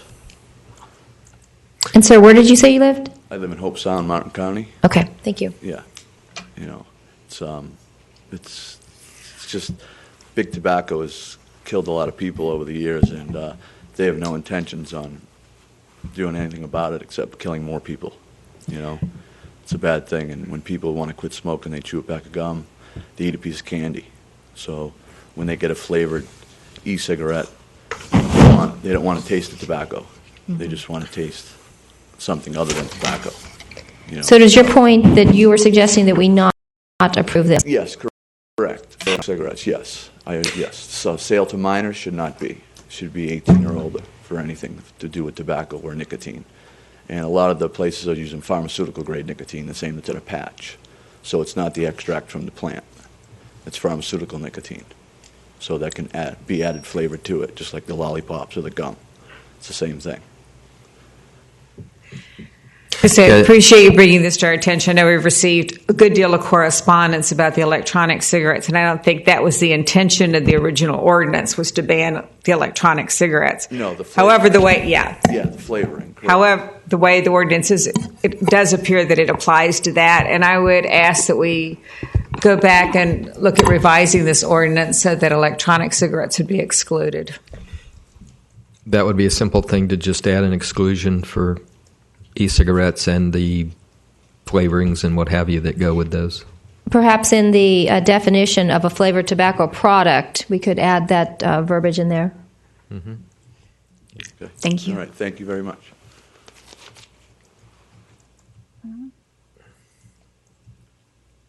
I'm Dr. Barry Hummel from the Tobacco Prevention. We have the office at 1940 10th Avenue here in Vero Beach. The federal court has determined that electronic cigarettes can be treated as a tobacco product. In fact, the electronic cigarette industry fought to get that designation. So it is considered a tobacco product. The second thing is, while I'm cognizant of the fact that people quit smoking by using electronic cigarettes, they don't quit nicotine use. So please, in your mind, distinguish the difference between giving up a recreational drug use and actually abstinence, because that's very important. You'll remember when I came originally, my suggestion was to put these products in adult-only stores, all of the flavored tobacco products. And at the recommendation of the city attorney, you explored to ban, which I think is great. Perhaps this is the time to say maybe the electronic cigarettes should only be sold in adult-only stores.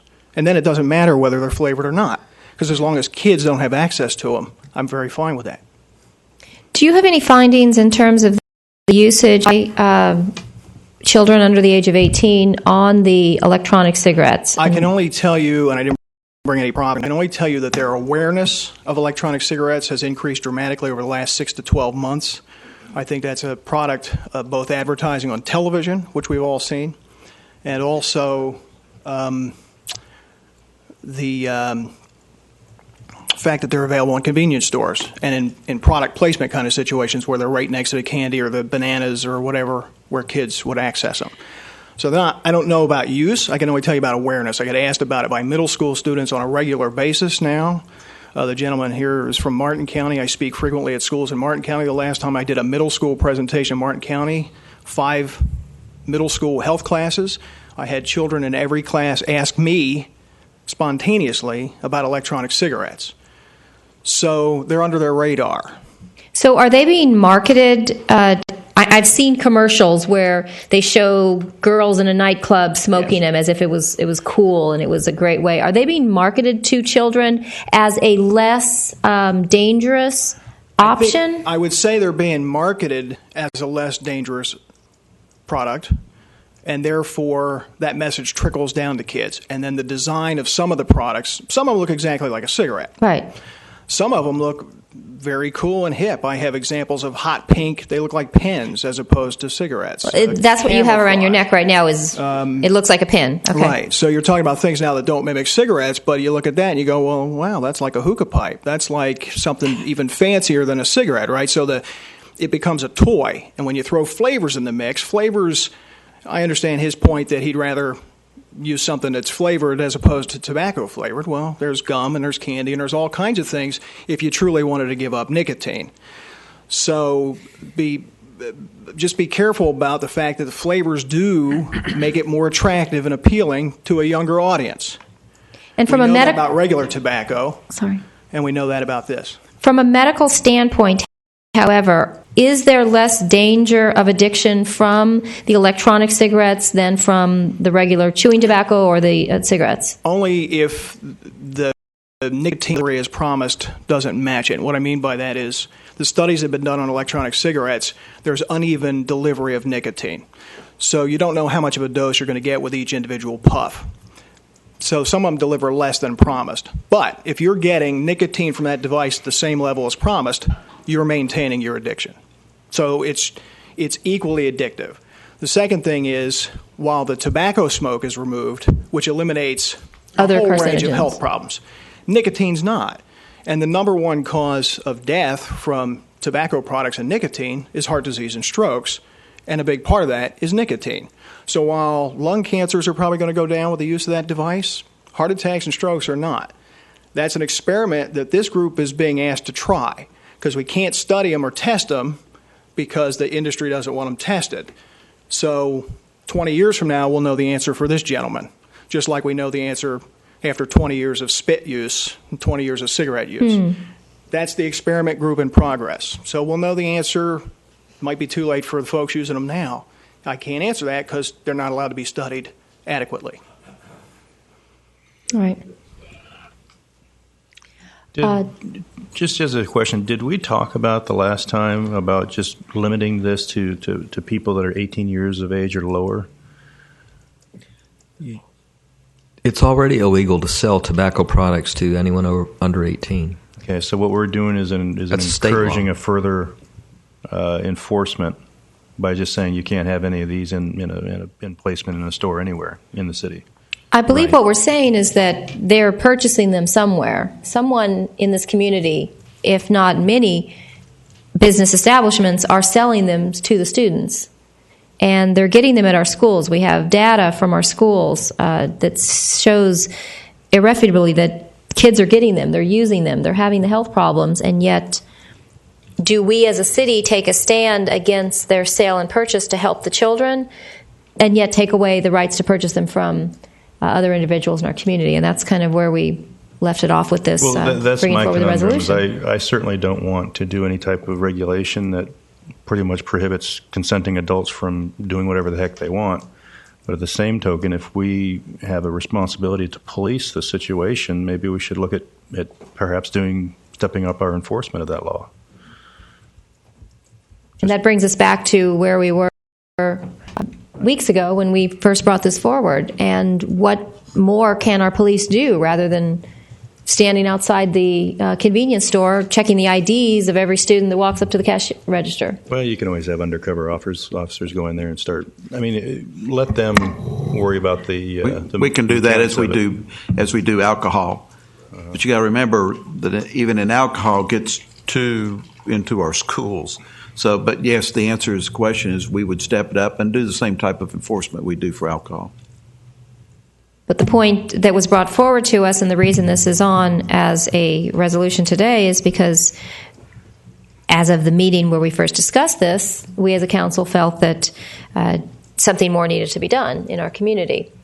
I would wholeheartedly agree. I just don't think taking it away from consenting adults is the answer. Are we talking specifically about electronic cigarettes, or are you talking about flavored tobaccos? I believe that Mr. Kramer is now stating that he would like to back off from this in totality. The reason being is now we get into all of these details. And, I can tell you from talking to the Attorney General that when she deals with all of this different stuff, I mean, it just morphs all over the place. And it's like shooting a moving target. You can't do it.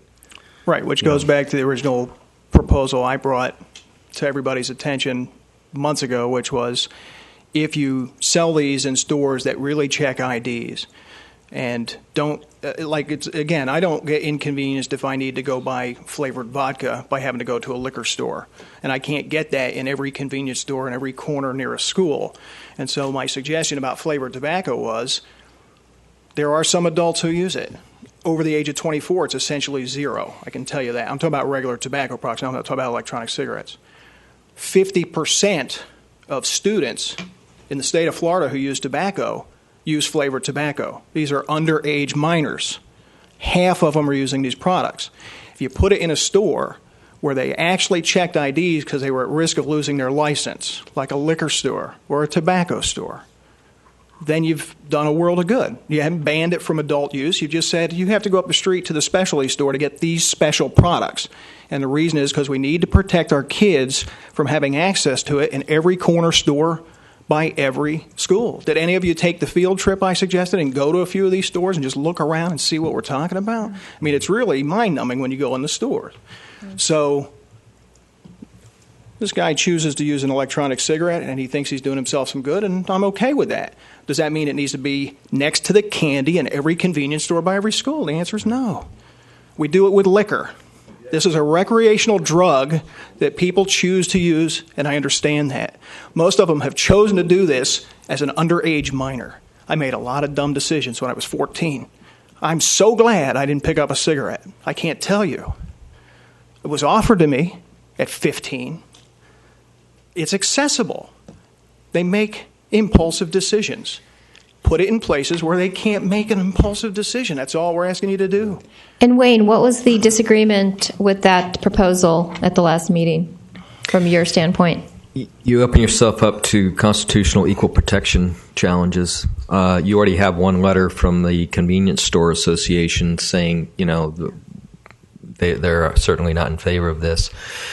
To remember, alcohol is strictly regulated by the state and federal government, and they decide who can even be licensed to sell these things. You don't need a license necessarily to sell tobacco products, a special license, other than your local business tax. You pay that and you open your store. When you start trying to act like the federal government and say this is a product we're going to regulate, and the federal government has regulated flavored cigarettes. They've chosen to only regulate what's defined as a cigarette. Personally, off the record, I think the place for regulation of this is either the federal government or the state government, not local government. But I know I'm on the record. But the council can decide what laws you want in this city, and we draft them and try to make them as legal as possible.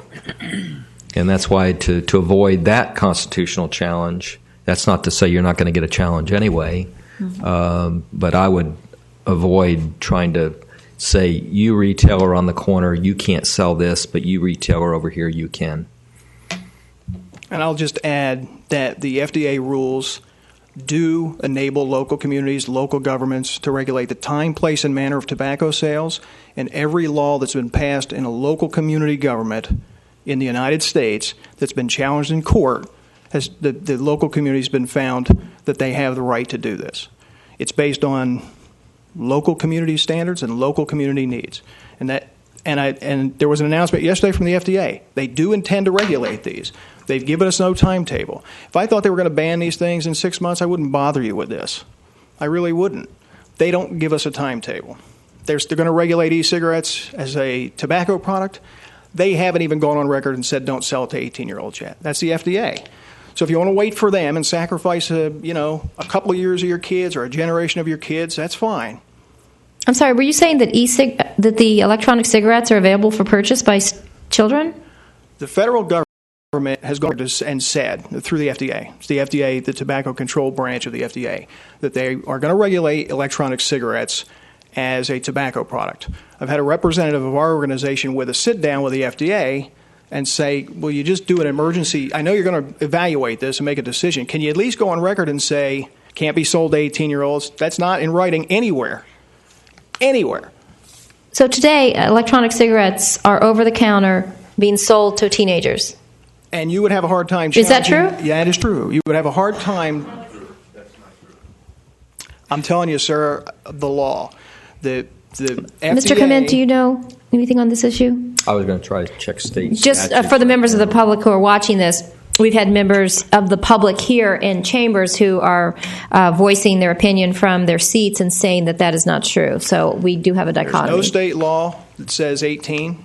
There's no federal law that says 18. The FDA has not gone on record and said, we're going to regulate them as cigarettes, so don't sell them to 18-year-olds. They've made no comment about that. And when they asked about it in a meeting at the FDA, could you just at least put an emergency order to say that? They kind of went the wheels of progress move slow. So, no. In fact, Clay County passed an ordinance specifically on electronic cigarettes to go on record and say 18 and older because of that. So I'm telling you that it's implied because they're supposed to be regulated as tobacco products. It's implied. But there's nowhere that it's written in state or federal law to say don't sell it to somebody who's under the age of 18. So if somebody buys one in a store here today that's got paisley or camouflage on it, that's 15, that looks like a pen, and takes that to school, who here is going to know that? I mean, this is a huge issue. I know that it gets muddy when you talk about can adults have access to it, but if you saw some of these products, you saw what I was talking about, you would know you're talking about having law enforcement go in and enforce rules. You would have to educate the sheriff's department or the local police force on what these things even are. You could line them up right here, ma'am, line them up right here and do a Q&A, and you couldn't identify ink pens from some of these products. I'm telling you. So that's the game that they play to get it in kids' hands. And if you don't have a rule that says 18 and older that's specifically written in law somewhere, then who's going to challenge somebody walking out of a store with something that looks like a pen? So you got two issues here, right? You've got the flavored tobacco issue, which is my big concern. You've got electronic cigarettes, which is an emerging concern. That's an emerging youth concern. It's not a hotbed topic right now, but it's becoming that. You can see it on the ground. Separate issue. Ms. Turner? I'd say certainly this could be a serious health issue for our kids, and knowing the addictive nature of nicotine. However, I don't feel like what we're doing, restricting in our 11 square miles, is going to make a significant difference. I believe this is a much broader issue that needs to be taken up on a county or state level.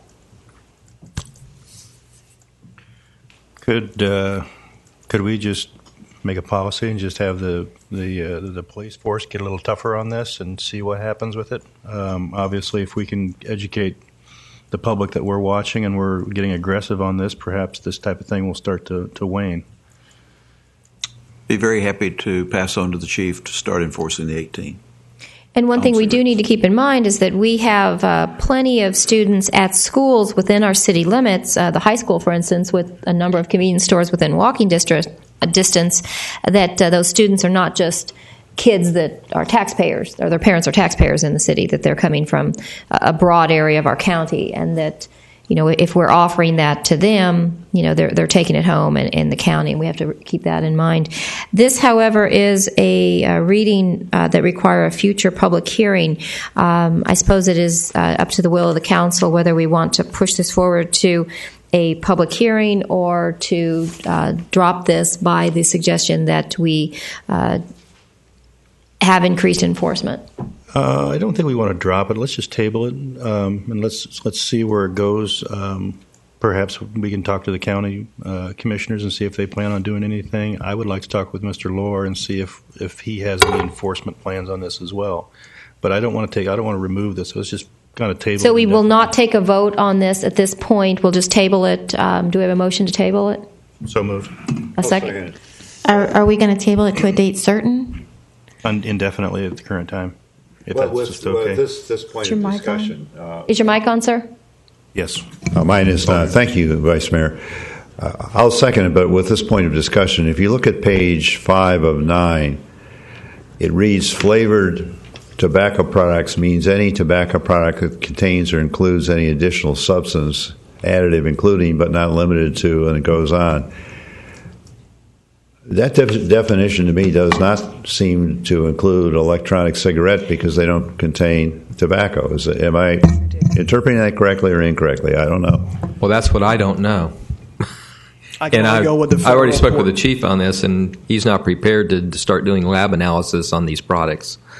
It's apparently, what I've been told is that the electronic cigarettes have a product that's extracted from the tobacco, and therefore it would be a derivative of tobacco. Anyway, it's still to be confirmed and determined. Thank you for your answer. I'm We have a still motion confused, but it is an answer. We have a motion and a second on tabling this. Can we do this just a group vote, or do we need a roll call? Roll call. Roll call vote then, Tammy? Mr. Winger? Yes, on tabling it. Mr. Kramer? Yes. Mrs. Turner? Yes. Vice Mayor Carroll? Yes. Thank you very much. And Mr. Winger or Mr. Kramer, which one of you would like to approach Mr. Lohr and perhaps have him come and discuss with us at a council meeting? I could write him a letter. That's fine. All right, thank you. All right, we will move on to B. Well, it's 11:30 right now. Does the council wish to continue going forward, breaking for lunch now and coming back at 1? It's up to you. I think we could press forward to noon, Vice Mayor, if you like. B, an ordinance of the City of Vero Beach, Florida, amending the code of the City of Vero Beach, Chapter 60, Appendix Definitions by revising the definition for boarding house, community residential home, dwelling unit, family, and multiple family residential structure, creating a definition for rooming house, providing for conflict and severability, providing for an effective date requested by the Planning Director. And this is a reading by title for ordinance and resolutions that require a future public hearing. Yeah, thank you, Vice Mayor.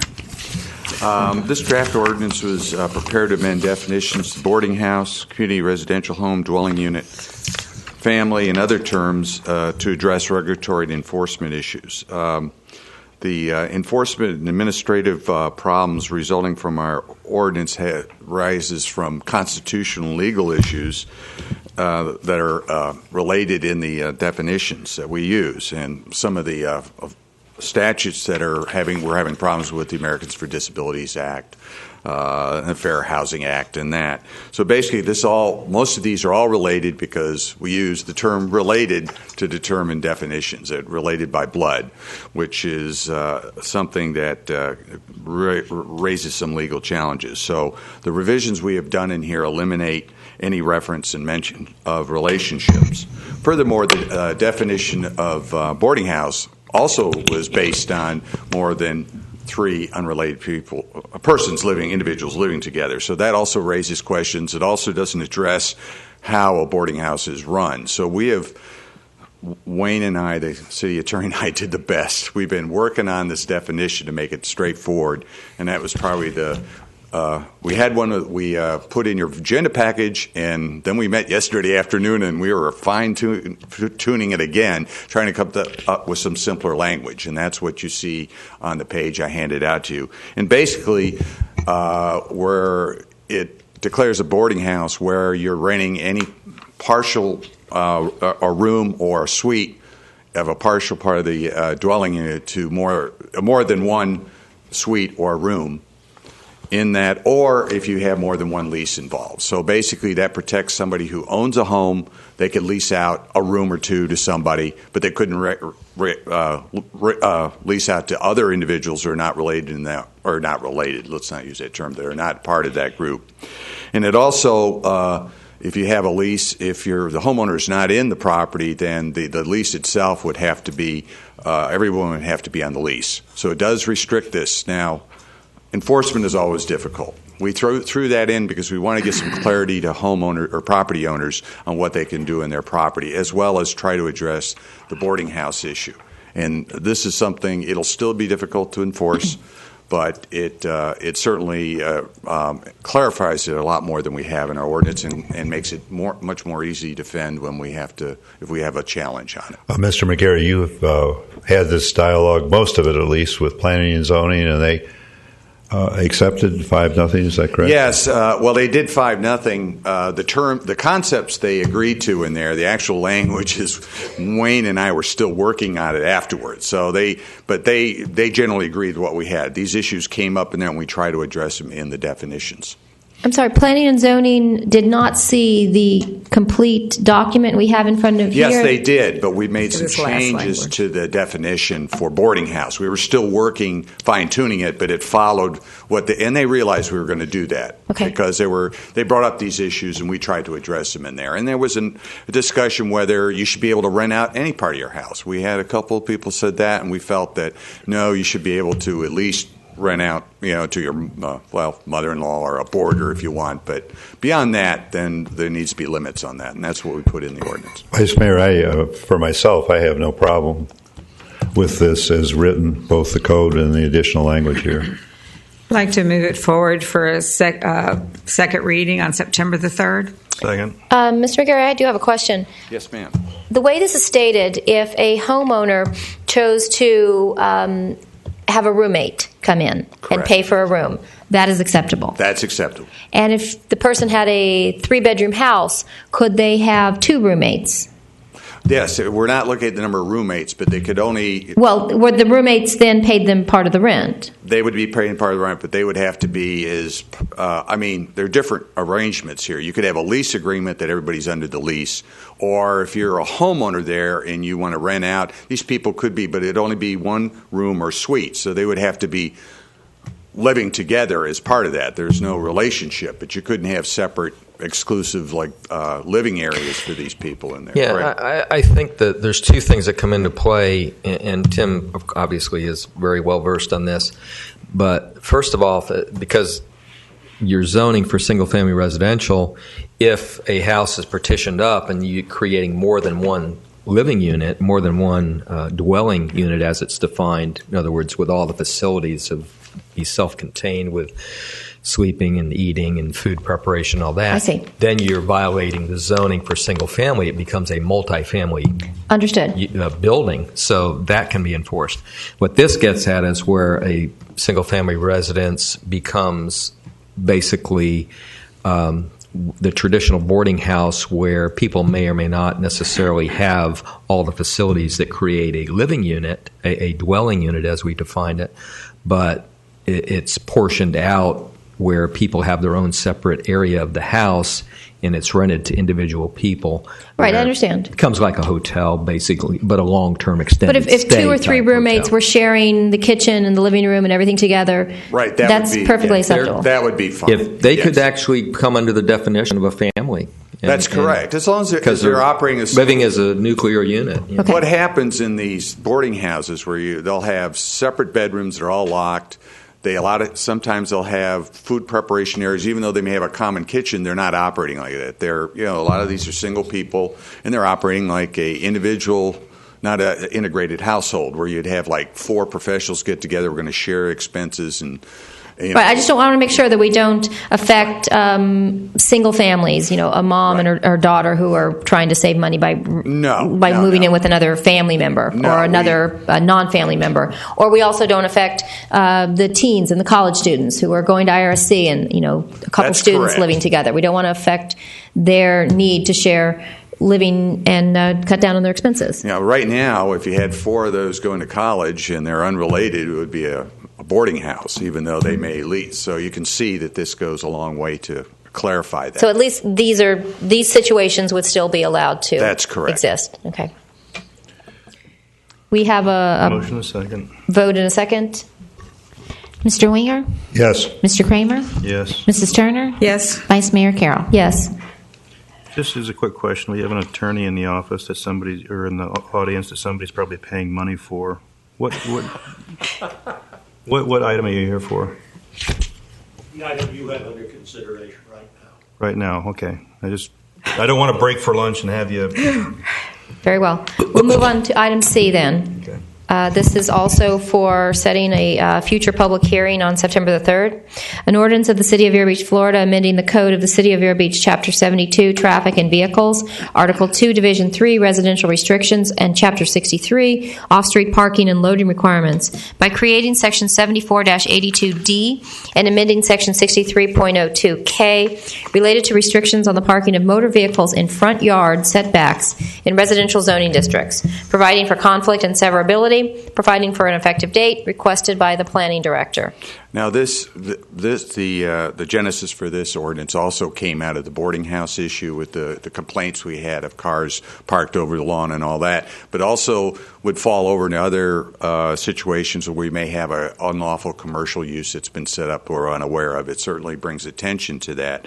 This would prohibit any parking in the front yard, the required front yard, except on a driveway or other improved surface. So it doesn't mean you can't do it. And the county ordinance doesn't allow you to do it at all. They just don't enforce it.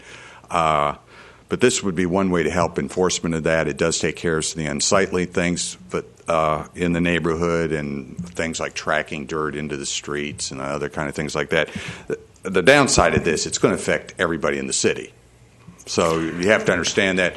My feeling, our staff would really do this mostly on a complaint basis rather than out targeting people where this happens. It's just one of those things, similar to what the county would do. I was quite surprised when I read this that you being the Planning and Development Department and the Planning and Zoning has already seen this and passed this, I believe. Yes. By a vote of? It was, I think, it was a unanimous vote, if I recall. Yeah. Yes, to tell the residences in the city that you are now no longer allowed to park in your front yard. Is that pretty much the gist of this? Except in a driveway and an improved surface. And yes, this has this kind of negative fallout. I brought this up when we discussed this and in my report. So it's a policy issue whether you want to do this or not. I said it started with complaints about the boarding house issue, and we looked at trying to address it. And you mentioned that you had some problems with commercial vehicles and that was also involved. Tell me. I said that it identifies where you have some problems. We do have commercial I thought we're not allowed to park commercial vehicles as it is. No. We're talking about where residences are either changed to multifamily or commercial uses that we're not aware of. This helps identify a potential problem because you'll see more cars there. It isn't always that case. It just helps in enforcement in these kind of things. That's all. I can't tell you we have some, but we do run across them every now and then. Madam Vice Mayor? In the notes from the P&Z review, Mr. Gary, you stated that there is already something in the code regarding parking on the front lawn, and if so, it would need to be repealed. Oh, no. That's later in the ordinance. There's two sections of the ordinance that's being amended. There's one portion of the code back under off-street loading that says you can park anywhere so we've revised that so it says except as elsewhere restricted in the code or something to that effect. So we didn't have a conflict. We picked that up. Okay, it was addressed to this last question. Right, Thank you. Right. I didn't catch that. And I'm not so certain sure. that was necessarily brought up to the Planning and Zoning Board. That was something we found. We do due diligence even after we've gone through that, so we don't create problems down the line. Okay, actually, it was in the minutes from the P&Z meeting. That's good. Thank you, and I'm glad it got addressed. So, would the member of the public, does he want to address us?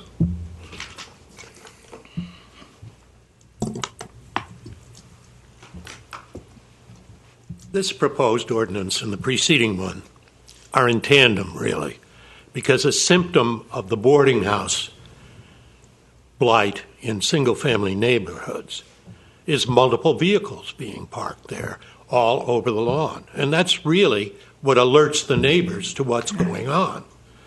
And addressing that symptom will help to get rid of the disease of boarding houses in single-family neighborhoods. And, there's no compelling need to have 5 or 6 cars and pickup trucks scattered all over your property if you're dealing with a single-family lot that measures 100 by 100 feet or 100 by 200 feet or something like that. We're not talking acreage or farms. We're talking blight.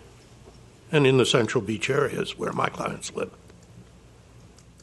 Thank you for your comments. So I'd love to see you move this on to a public hearing, too. I mean, if there's more to be said about it, that's the venue for it. Thank you, sir. Vice Mayor, I have no problem with this forward. I just have one question. I mean, do we make an exception for people that have like a special events or something like that? That I was going to go with a number of concerns that I have with it. If my teenager has 7 or 8 teens visiting to bake cakes for the charity she has, they're not allowed to park in the grass without code enforcement coming by and citing us. We had Wayne and I, we had some language in there that talked about occasions and that. We decided to leave it out of there because code enforcement, if you have an event, we're not going to have my people out there doing anything about it. It'd be over that quickly. I mean, we would have had to gone down and parse this, so we'd go down to what specific events, how many a year, and to administer it. Yeah, so it's the kind of thing we're just trying to be reasonable about this. So when Will has his 20 Boy Scouts working in his community garden, and it has a very small driveway, and the cars are parked on the side of the street. Side of That's the street code is, enforcement Side of the violation. street is fine unless it's marked as parking. In the front yard too. They Yeah. can't. That's a busy. He's violating the codes. It would be. It would be. Well, if it's a lot. Well, other than a garden, I've got to work on the permit for that. We will deal with that issue and that to make sure, because I don't know what, I'll talk to Will on what they're doing. We'll make this work. Okay. And let me just say, we did we of course looked at a lot of other jurisdictions, and there was three things that jumped out at me that they would make exceptions for. One was washing your car. You could wash it in, but the runoff from your car go into the lawn. Then there was the events, but some of them would restrict the special events to 3 a year. Well, who's going to keep track of that? How many you've had? And then there was the maybe loading or unloading a vehicle. I have a neighbor. He's pulled on his front yard before to unload a truck in through his front door. So, I mean, there are potential, but a lot of discretion goes with the code enforcement, whether it be police or code enforcement officers enforcing this. And they just have to use common sense. If a family has a youngster, a teenager who's in college or out of college and decides to move back home, and they have a car, and there's only 2 spaces in front, you're suggesting that in order to have their family member move back in their house, they need to come to planning and zoning and get a larger driveway in their front yard so they're not parking on the grass? You make me sound like Simon Legree here. One, you want to go to the Planning and Zoning Board. That's all. That's an administrative approval for. I'm sorry. I meant Planning and Zoning Department to pull a permit put more cement down, covering up the green space so they don't park on the grass. Assuming they can't park on the street, which in most places you can park on the street. That's not there. And well, not on two-lane streets. Well, on the right-of-way street, yes. Okay. I mean, the point is that it doesn't necessarily have to be paved. It could be some sort of improved surface. We didn't get into what exactly that would be. What other kind of improved surface is there? Gravel, P-rock. We're not going to get into this. But there's an extra expense for that. Well, there is. And in this ordinance, this is a policy decision you want to make. I'm just pointing out. Tim, if I may interrupt. Yes, sir. Most cities do have a parking issue ordinance, and it's an aesthetic value. That's what the only reason you're really doing it is from aesthetic value. The occasional, I've got the Boy Scouts over at the house and they're parking in the yard for 2 hours while they're doing events, one thing. The guy that pulls his boat and car and truck up in his front yard has no driveway, and he sits in your neighborhood, and those 3 vehicles pull in, the ruts come, you have no yard eventually. And that's, in essence, what we're doing in this ordinance. It really is more of an aesthetic issue than it is anything else. And that's, I think, is why Tim continues to call it a policy issue. Many, many cities do have these type of parking enforcement. But the genesis of this was the boarding house issue. And if we're going to be affecting the boarding house issue, and we've said it's perfectly fine for a family to have another non-related individual renting a room and sharing it as a family, and then we're also throwing this not allowing parking, I think is not related to the boarding house issue. Well, if you're looking at it one way and you're trying to get rid of the boarding houses by another way, I think that this is the wrong way to affect people's property rights and how many people they can have in their house and the cost it's going to take to improve and add driveways just because they have 3 or 4 older children living in their house. Well, Ms. Carroll, I can't disagree with your policy, but when we got into it, the genesis started with that, but we did the in-depth. As the city manager pointed out, I'm aware a lot of cities don't allow you to park on the lawn. This isn't, and for the same reasons he pointed out. So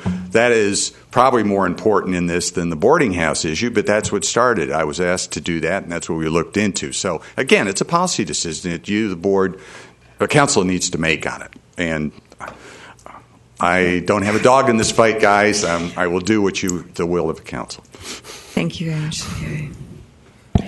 Give some I think we have some public comment on this. Mark Mucher, 617 Indian Lilac Road, and a member of the Planning and Zoning Board. I got up to speak because the exceptions that you talked about, which I believe were in an earlier draft, are gone. And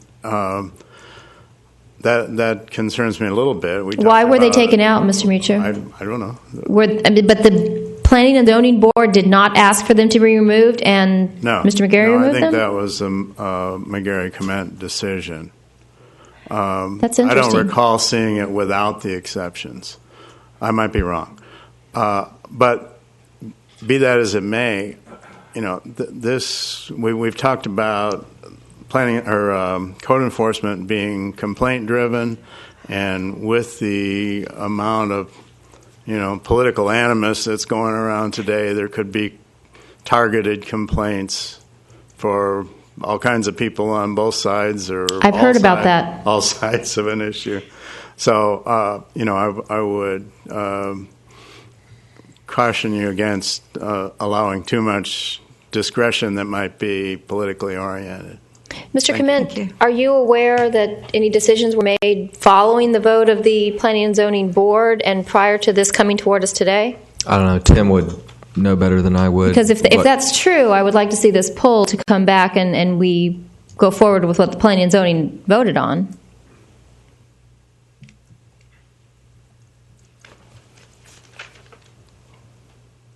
I remember Tim and I speaking of the exceptions, but I thought that was before it went to P&Z.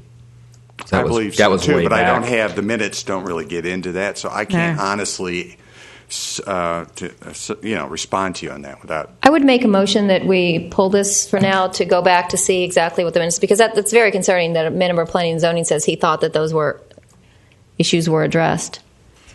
I'd second that motion. Yes, come on. I'm getting out.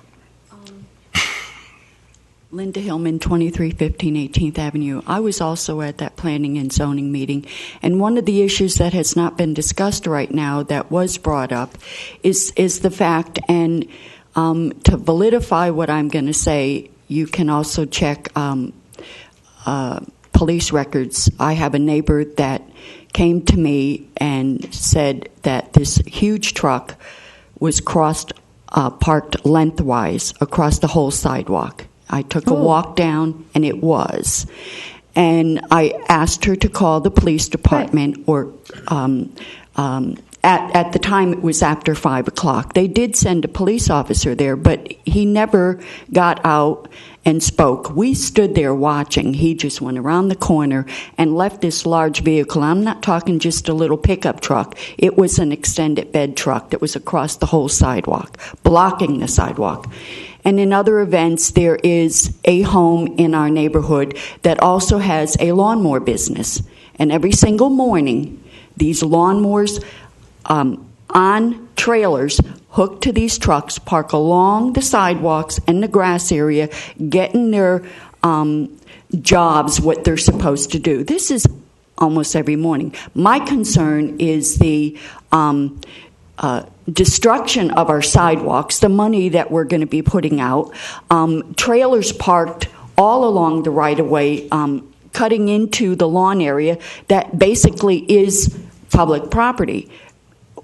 This is a big concern. This is what my concern is, bringing aesthetics again to the neighborhood, making it look like we don't really care what our neighborhoods are going to look like. I understand, Ms. Carroll, your concern, and I agree with you that there should be a certain amount of space, even if it's on a grass area. But when we have trucks that are destroying our sidewalks and our curbs and our right-of-ways, there has to be a limit. There's also trailers parked in Original Town right up in front of the houses. I mean, parked right up in front of the houses. And I brought. When you say trailers, do you mean recreational vehicles, or do you mean business? Recreational vehicles are parked alongside and have gone over the sidewalks, and you can go to 17th Avenue and see one huge recreational vehicle parked right up against their home. I mean, this much That's space. in our code, is it not, Mr. This Clement? much space for anyone to get in and out of that.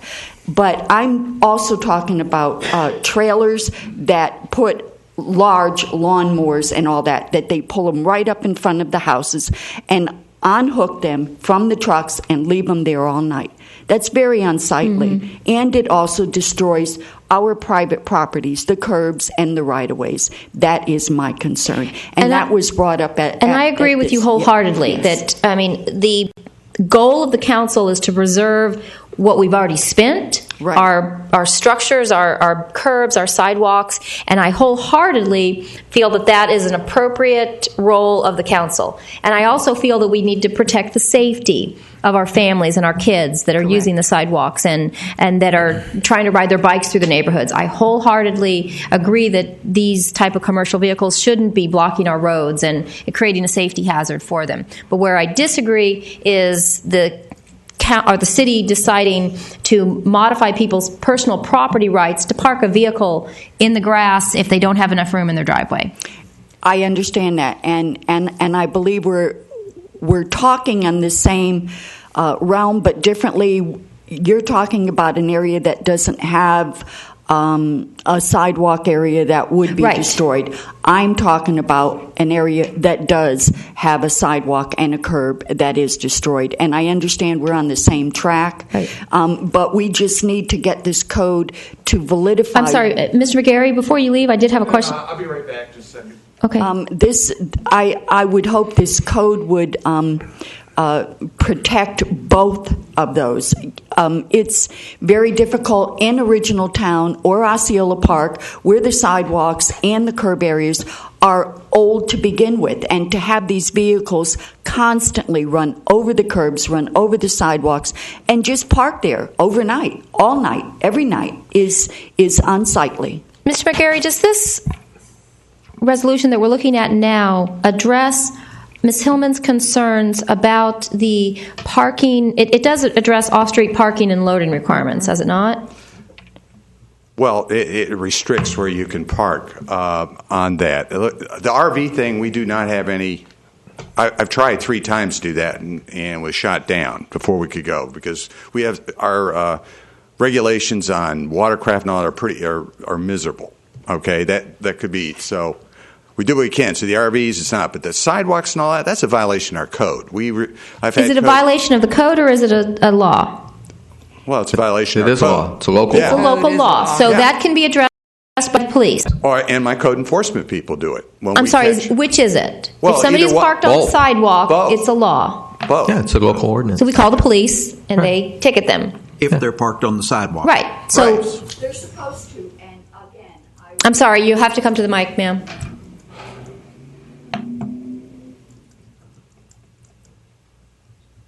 Excuse me, yes, they are supposed to, but again, I am going to state, I'm not sure what day it was. This occurred last week, that the neighbor came to me and brought me down to see this. We stood on the corner, and the police officer did come and just rode around the corner, did not get out, did not go to the house, did not ticket this car. And it literally, I wish I would have had my camera to take a picture of this, parked all along the whole sidewalk area, covered the whole sidewalk. In that case, Mr. O'Connor, would you please have a discussion with our chief if you feel that is appropriate? I will do that, yes. And we can work on that particular issue. Vice Mayor, I just want to bring out, my staff just said the Planning and Zoning Board was aware when we deleted that language. That was discussed at the meeting. I have my report to them that told them that we'd taken that out. So they were aware we had done that. So it wasn't like we did this after the hearing we had before them. So you understand that. I'm not. Okay. Thank you, Thank you, Council. Ken Daig, 1846 21st Avenue. Please do something. You have an ordinance in front of you. We do need some help in our neighborhood, Osceola. We've talked about this many years ago about a lot of the vehicles in the yards, driving on the sidewalks, parking on the sidewalks. We talked about it when we were going through our visions process. We've waited many years for something. We do need help. This will also help us. We have a lot of commercial vehicles in my neighborhood with names on the truck. A lot of these folks that have these commercial vehicles, they rent homes. There's a lot of individuals in the homes, and now bringing in the work trucks into the neighborhoods. We have some homes in our neighborhood where they have 3 and 4 work trucks with permanent signs on their trucks. Now, we do have an ordinance on the books where you can't have a permanent sign on the truck in the neighborhood. This will actually help the code enforcement. When they do get a complaint, they have some teeth to go out and actually help relieve us with some of the problems that we're facing in some of our neighborhoods. So please do something. Please move this forward. Please, again, some of this stuff we've been working on for 8-9 years. I mean, it's been a long time. So please don't hold it up. Thanks. In terms of how does this affect or modify what is currently on our books for the parking of a commercial vehicle or a vehicle from the place you work at with the name of who you work for on the side of the vehicle? What is the current regulation and how does this affect it? Well, this is a motor vehicle. You have the same thing. They won't be able to park in grass, but we have restrictions on commercial vehicles parked in the. I don't have the. So, in other words, if somebody worked for Joe's lawn maintenance, he had it written on the side of his truck, he could not park in his driveway. I believe that's the case, and we do get complaints, and we will enforce it where we can. So, someone can't drive their car home and park it in their way. And if it says the name of the company they work for? Well, it depends on what it is, the type of truck. I don't have the ordinance in front of me. That's what I'm looking for. We'd have to look at the ordinance specifically. Could a city policeman drive home their company vehicle and park it in their driveway? It says who they work for, and it's absolutely. I think so. And they do all the time. Yeah. And yet, Joe, who works for Progressive Insurance and has it painted on the side of his car, couldn't drive his car home and paint it in his driveway. I mean, park it in his driveway. The attorney is about to look at the. Yeah, before I leave this section, in Section 71.18 of the code, it actually makes it unlawful to cross a sidewalk except not a driveway. Right. So crossing the curbs and sidewalks to get onto the property is a violation of the Understood. code. But if someone is on their driveway and make a right turn on the other side of the sidewalk, now you're making that illegal. We do have a motion and second on this, don't we? Yes, we do. To table it. Yes, to table. Is it? This is a first reading. Yes. We do have the ability to change this at a second. This is setting for a public hearing. Okay. Well, I think we should move forward with this, but we do have a motion. I'm sorry, we have a motion. We have a motion and a second. So to the go effect forward or of to table it. the effect of voting against the motion to table and second it is to move forward. At first glance, it looks like the truck or the commercial vehicle would have to be over 5,000 pounds, which is a pretty big truck. I would also point out that Mr. McGarry has clarified planning and zoning accepted it. I don't know why we are having a problem with that. I'd like to withdraw the second on the table and move forward. I'll make a motion to accept it for move it forward to second reading as required. September 3rd. Second. Just as a discussion, would it be possible for Wayne and Tim to give a little better, just give us an option to put something in there for temporary usage that might happen?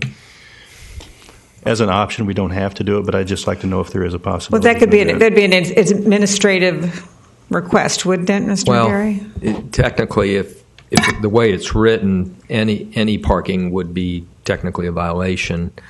So if you want to allow exceptions, it really probably would be better to put it in the ordinance so that it's clear to the public. Just give us some options the next we time can give you some options. Great. Okay. We'll do that. Well, then I'll amend my motion to move forward with the options being brought forward at the next hearing. Second. Ms. Falk? Mr. Winger? Yes. Mr. Kramer? Yes. Mrs. Turner? Yes. Vice Mayor Carroll? No. All right. Would you like to break or go forward? We have 2 more ordinances and 3 more. 3 more ordinances, and then the city clerks, city managers, and individual council member matters. Suggest we break for lunch. All right. We will meet back is 1:15. All right. That's good. Okay. See you all then. Stand adjourned.